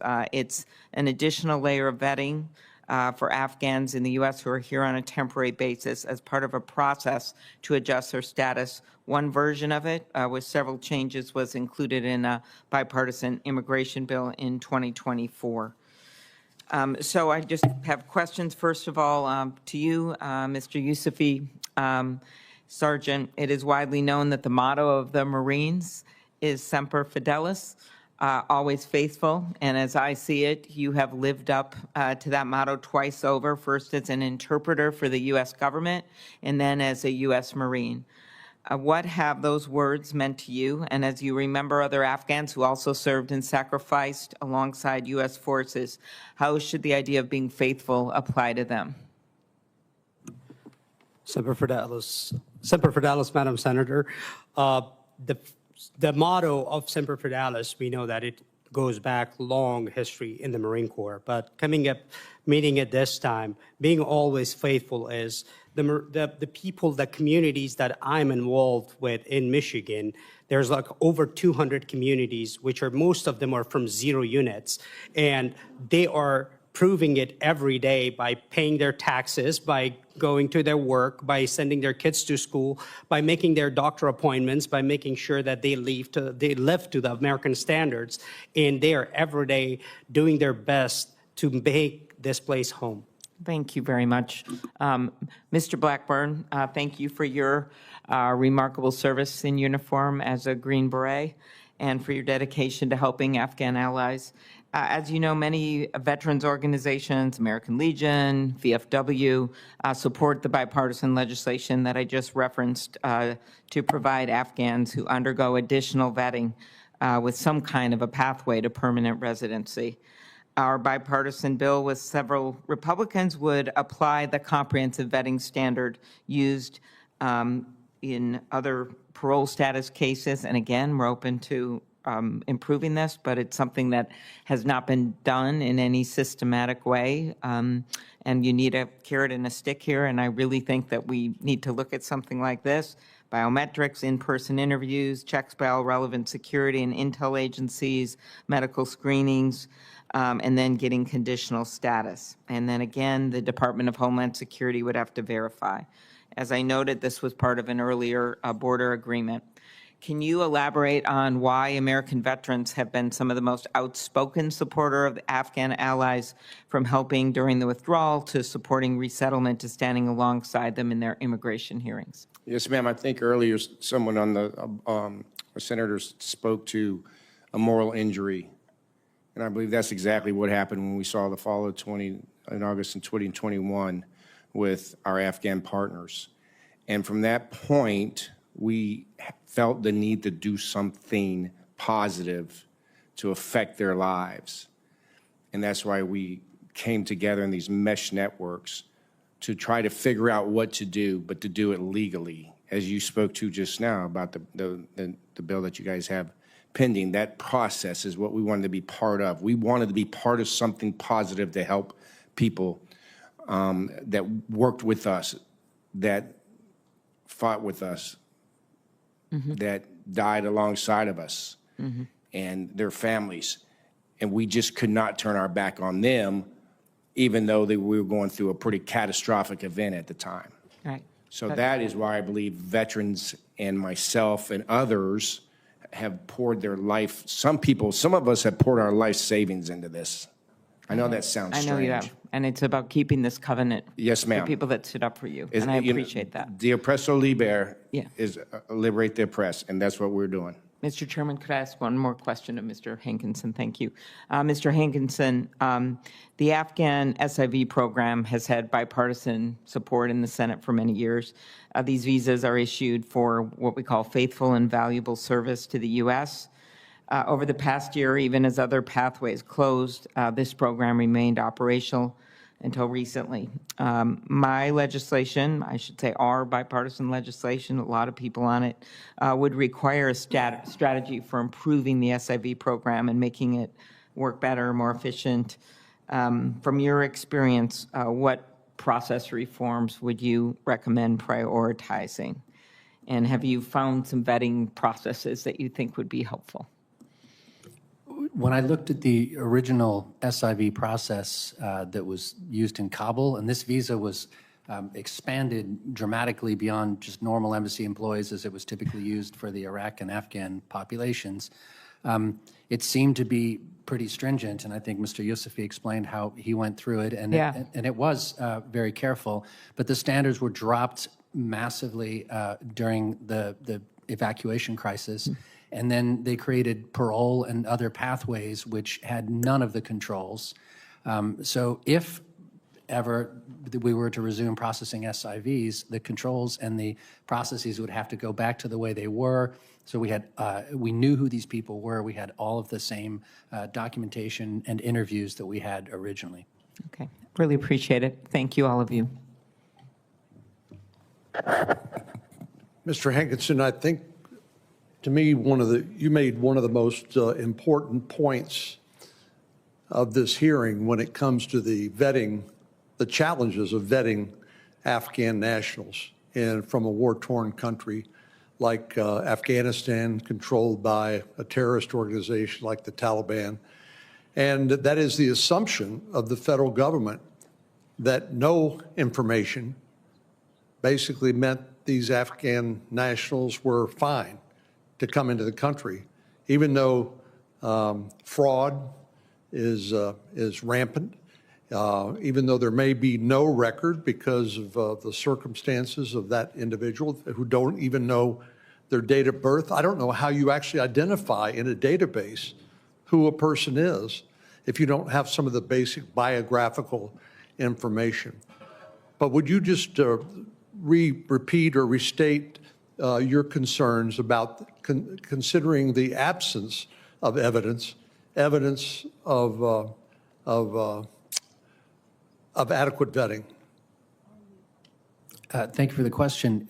Indeed, I think CBP's guidance officially during the crisis when they were bringing people in the thousands was, in the absence of derogatory information, let them in. In other words, no information, we would assume, means there is no information, which is probably not true. It may be true in many cases, but when you don't have an accurate birthday, you don't have an accurate name, and you know that there are no accurate criminal records. I mean, to talk about Afghan databases, you could talk about Afghan rocket ships. There are certain things that just don't exist in the remote parts of the country, and many other countries, some of which I've served in. So vetting is only as good as the databases and the information from which you're pinging. And assuming that there's nothing there because there's no record in a U.S. database is a mistake. And Ms. Marzouk, I wanted to get you to expand a little bit about the concerns that of funneling money to organizations like CARE. You mentioned that CARE was an unindicted co-conspirator in a 2008 case involving the Holy Land Foundation in Texas. It was involved terrorist financing and related to Hamas, a designated proxy of Iran and a terrorist group. Do you believe that that sort of funding to non-governmental organizations represents a failure of adequate and verifiable vetting? I believe that there was a federal oversight problem after 9/11. All federal contracts were supposed to have terrorism riders to make sure that the federal money that we were handing out did not go to support terrorism. And the way that this structure was set up, the federal government gave it to the states. When the states gave that money to nonprofits, those terrorism riders were not present and there was not sufficient oversight. So just to repeat what Senator Hawley said in his question, rhetorical question, I guess, is that we're asking an organization with ties to terrorism to vet Afghan nationals for terrorist ties. Is that correct? That's correct. In fact, as I mentioned in my testimony, in the application in California, CARE California touted their experience with inadmissibility grounds related to terrorism. They were saying that they could coach clients how to get around terrorism screening. And as you may know, in November of 2025, Governor Abbott, the governor of my state, Texas, designated CARE and the Muslim Brotherhood as a foreign terrorist organization and transnational criminal organization. In this case, a state proclamation like this prohibits them from acquiring land in the state and authorizes heightened enforcement against affiliates. But there's also been allegations made about the promotion of things like Sharia law and exclusion of people who are not of the Muslim faith from various enclaves known in one instance as EPIC, which is a real estate development in the state. But do you have any idea whether the sort of diversion of funds to an organization like this, is that an isolated event? I don't believe it to be isolated. I think it requires federal oversight to review all of the contracts that went from HHS to the states and then to the nonprofits, because as I explained, that money was purposefully obscured, and I believe that it is a systemic failure. Well, of course, anybody who follows the news knows that the scandal now that's unfolding in Minnesota with regard to the Somali community and serious allegations of welfare fraud, accepting federal government funds and yet providing no services in response to those funds. Really, we don't have any way of knowing if that's just the tip of the iceberg. And so I agree with you, it bears further investigation, and I can assure you we will do that. Let me turn it over to Senator Padilla. Thank you, Mr. Chair. Echoing Senator Whitehouse's question of the first panel of witnesses, I'd like to ask this panel, who here have served in Afghanistan? Please raise your hand. Thank you. Not that it disqualifies the other witnesses from the conversation, but I do think it highlights a very, very important perspective and insight into your comments and remarks. Mr. Yousefi, I was going to ask you to speak to your motivations for having served, wanting to continue to serve, but I think you've spoken so eloquently about that already. And Mr. Blackburn, I was summarily going to ask you your perspective on what not just our withdrawal from Afghanistan, as faulty as it was in 2021, but what efforts we make to support those who served alongside U.S. service members, what signal that sends to the rest of the world. But you've already spoken eloquently about that. So my final question, well, for the two of you, is this. Were patient throughout the first panel. You heard a lot of questions from both sides of the aisle here, and you participated in the second panel. Is there any issue, any topic, any question that has come up that you want to further add to a response that you think is important for us to hear that you did not get a chance to weigh in on? Mr. Yousefi first, and then Mr. Blackburn.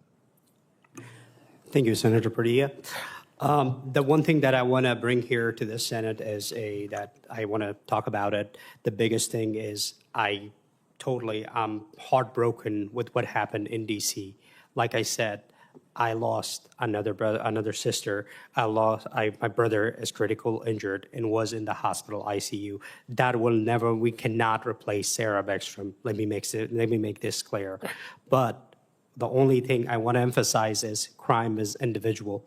We cannot collectively punish all the Afghans, specifically and especially those who served among us, who served with us, and who are serving among us right now.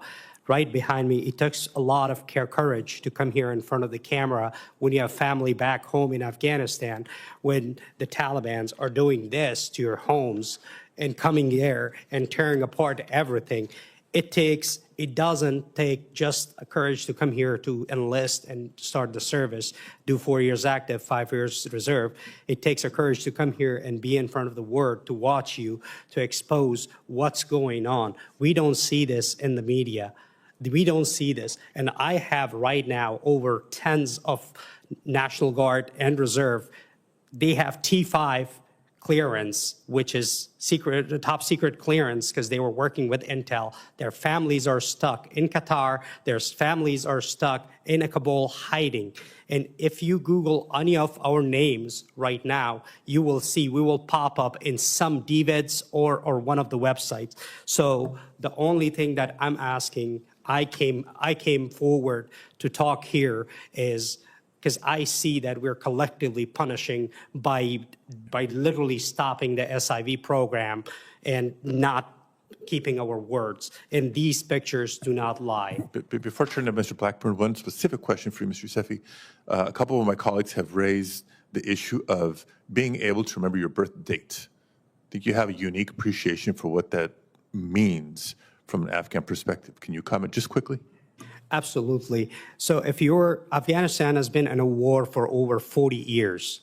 For that 40 years, how many people were educated? The educated ones will have their birthdays remembered, because my mom, when I was born, she wrote it in her notebook because she was a physician assistant. But among all these people that were working in the U.S., they were not all interpreters. They were mechanics, they were workers, they were KBR workers that were cleaning the base, beautification, guards, so many things. Most of them did not came from educated family. They would look at you, they'd be like, all right, you look 13-year-old. Go ahead, you're 13. You have to choose your birthday. That's helpful, very helpful. Thank you. Mr. Blackburn. Yeah, along with that also, my first 01, 02, we were in host Afghanistan, and our medics would go help help with the birthing process of Afghan women. There was no certificate given, there was no identification given. It was just something that was how the world worked at that time. I would also like to speak to vetting. As far as the touch points that we have, people like Nadim were vetted because they worked with us. So we had a personal touch point. You had to have a personal touch point with anybody that we would recommend or helped with food and safe housing. Biometrics, it's 2025. I think we should probably figure something out with that. And then we could get away from the conversation about, particular dates. The other thing is I'm extremely proud of y'all and proud to be here with all of you guys, the entire Senate panel, to hear you guys work through this process, because we've given our life to security to this country. We don't want it to stop. So whatever it takes, let's do this. We got this. We can do this, but we should not lose our humanity in the process. Mental health, we spoke about that. Y'all spoke about that quite a lot. I think it's very difficult being a soldier who does not have a mental health issue to recognize people and understand why someone does have a mental health issue, particularly with our soldiers that are committing suicide. I just don't understand it, and many of us don't. And so we wrestle with it. What I wrestle with mostly is why I can't understand it better and help them. So post-entry to the United States, I believe becomes very important for anyone that we bring here. There needs to be some level of oversight. There needs to be some level of supervision, and it's good governance to do that. And we do that in our networks.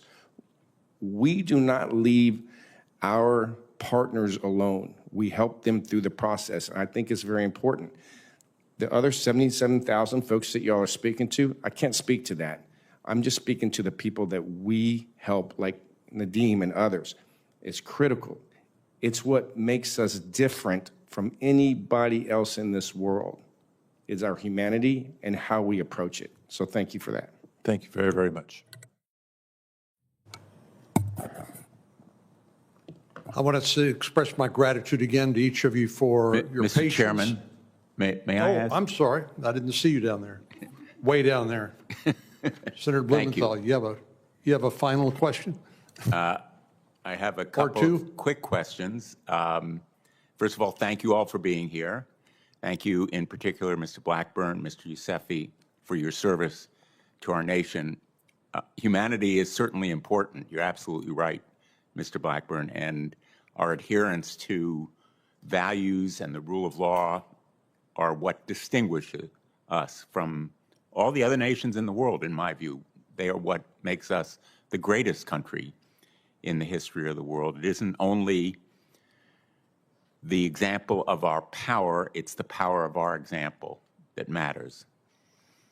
And Mr. Yousefi, I was particularly struck by your testimony about your love for America before you came here, about your desire to serve in Afghanistan, and your description of what it meant to be an interpreter, not only in conveying words, but also discerning the threat environment and what was happening in terms of situational awareness. I'm very conscious of this fact, having been to Afghanistan a number of times during the conflict there, and also having a son who served in Helmand Province, who depended on his interpreter for exactly the kind of service that you provided to so many others, and then, of course, your service in the Marine Corps after you were here.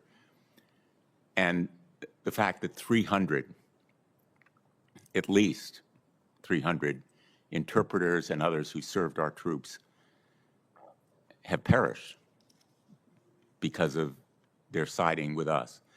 But even if you don't care about humanity,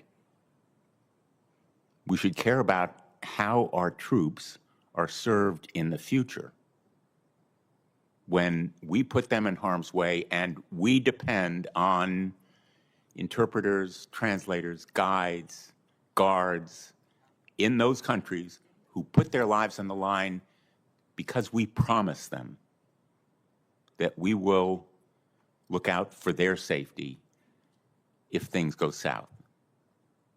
And so I want to suggest that the presumption that vetting should be applied is absolutely right, but there should also be a presumption that we keep our promises and allow these public servants who helped our troops and diplomats to come to this country. I would like to ask you, Mr. Yousefi, how the promise to come to this country figured into your helping our troops. Did you rely on that promise? I absolutely did. I can't say for the operation security reasons the name of my agents, special agents, and my intelligence analysts that I work with. And it wasn't for them, I would be 6 feet deep somewhere in Afghanistan right now, laying down. So this was a big change to me in my life. They gave me a new life, basically. So that's why I owe this country a lot. And that's how I feel like I will be paying back through my service to this country. And you will continue to pay back to this country? Absolutely. The service never stops. And I know a lot of our Afghan allies who have come to this country. I was involved in helping many of them get out of Afghanistan, enabling some of the planes to go in when there was still chaotic disorganization. We were able to extract many of them who were in danger. And I've come to know some of them. One of them was a guest of mine at the State of the Union. And I see how they continue to give back to our great country. Members of the Afghanistan community who have come here, we are a better country, not only because of their service in Afghanistan, but also because of people like yourself who have come here to enrich and strengthen our nation in countless ways. So I want to thank you for your service. And Mr. Blackburn, you are absolutely right to call attention to mental health issues faced by all of our veterans who may be vulnerable to them coming to this country, back to the country they love, facing the invisible wounds of war. I'm so glad you mentioned it here. I'm the ranking member on the Veterans Affairs Committee, and it's been a priority of mine to try to provide more resources and treatment for troops. And as I indicated in my first round of questions, we need to pay attention to refugees who come here, who are vetted, but are suffering PTSD, which can't be discerned necessarily in the vetting process any more than our troops can be kind of siphoned into different categories when they come back. So thank you, Mr. Chairman. Thank you, Senator Blumenthal. I believe Senator Padilla has a few closing remarks. Thank you, Mr. Chair. I thank all the witnesses, both panels, for your participation here today and for your patience. It's been a longer than most hearing for a good reason. It's an important, a complex, but important topic that we've been. The hearing examined whether the Biden administration's emergency evacuation and resettlement of approximately 77,000 to 200,000 Afghan nationals following the 2021 U.S. withdrawal from Afghanistan prioritized speed over adequate security vetting, potentially endangering American public safety. Republican Senators Cornyn, Hawley, Grassley, Cruz, Blackburn, and Britt argued the Biden administration bypassed proper vetting by using mass parole authority instead of established visa programs, highlighted the November 26, 2024 shooting of National Guard members by Afghan parolee Nasir Ahmad Ahmadi as evidence of vetting failures, cited intelligence assessments identifying approximately 2,000 Afghan parolees with potential terrorism ties, demanded accountability for what they called reckless disregard for American safety. Democratic Senators Padilla, Durbin, Blumenthal, Whitehouse, Coons, and Klobuchar condemned the attack but rejected collective punishment of Afghan allies, emphasized multiple layers of vetting that did occur, biometric, biographic, agency screenings, argued the shooting represented mental health and counterterrorism surveillance failures, not vetting failures, warned that abandoning Afghan allies damages future U.S. military credibility globally. 3 IGs testified on systemic problems. DHS, Craig Edelman, no formal vetting process initially existed. 36,000 entered without proper identification. 11,000 to 12,000 lacked birth dates. At least 35 individuals admitted before completing vetting. Fragmented tracking and information sharing within DHS. State Department, Averant Baker, unable to confirm total number evacuated. High document fraud in Afghanistan. SIV program faced severe staffing shortages and backlogs. Mental health support inadequate during resettlement.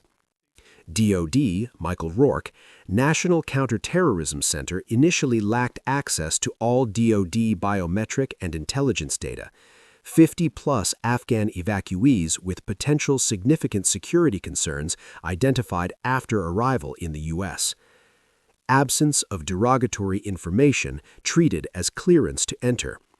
Interviews and mental health screenings not systematically conducted. Rushed 2-hour turnaround times for FBI background checks per DOJ IG. War-torn country infrastructure made comprehensive background checks impossible. No single DHS component assigned responsibility for tracking parolees. Poor information sharing between CBP, USCIS, and ICE. No systematic enforcement when parole status expired. Mental health and case management resources inadequate. Funding controversy. Julie Marzouk testified that millions of federal resettlement dollars went to CARE, the Council on American Islamic Relations, which she identified as an unindicted co-conspirator in the 2008 Holy Land Foundation terrorism financing case. She alleged CARE received $15+ million in California alone while helping fewer than half the promised asylum applicants, raising questions about fund misuse. Lieutenant Colonel Perry Blackburn, retired, founded organization that helped evacuate 2,000+ Americans, emphasized moral obligation to Afghan allies who served alongside U.S. forces, warned abandoning partners damages future military recruitment of local allies. Nadim Yousafi, Afghan-born former interpreter from 2010 to 2015, who enlisted as U.S. Marine after receiving SIV, completed 2 deployments, now nursing student, argued individual crimes shouldn't condemn the entire community of vetted allies, noted 300+ interpreters killed for supporting U.S. forces. Security first position. Mass parole program represented unprecedented departure from case-by-case vetting requirements, brought tens of thousands of unknown individuals into American communities. Evidence suggests hundreds pose terrorism risks. American safety is non-negotiable priority. Promise-keeping position. Afghans underwent extensive multi-agency vetting over months/years, served in combat zones protecting American lives. U.S. credibility in future conflicts depends on honoring commitments. Statistical crime rates among this population are exceptionally low, 6 arrests out of 76,000. Where are the 77,000+ parolees now located? How many remain unvetted or pose unknown risks? What happened to millions in resettlement funding? How to balance national security with moral obligations to allies? Should the suspended SIV program be reformed and restarted? No legislation or policy changes emerged from the hearing. The record remains open for additional questions. The Trump administration's suspension of Afghan visa processing and asylum decisions remains in effect. Both sides requested further investigations, Republicans into vetting failures and fund misappropriation, Democrats into impacts of counterterrorism resource diversions to immigration enforcement.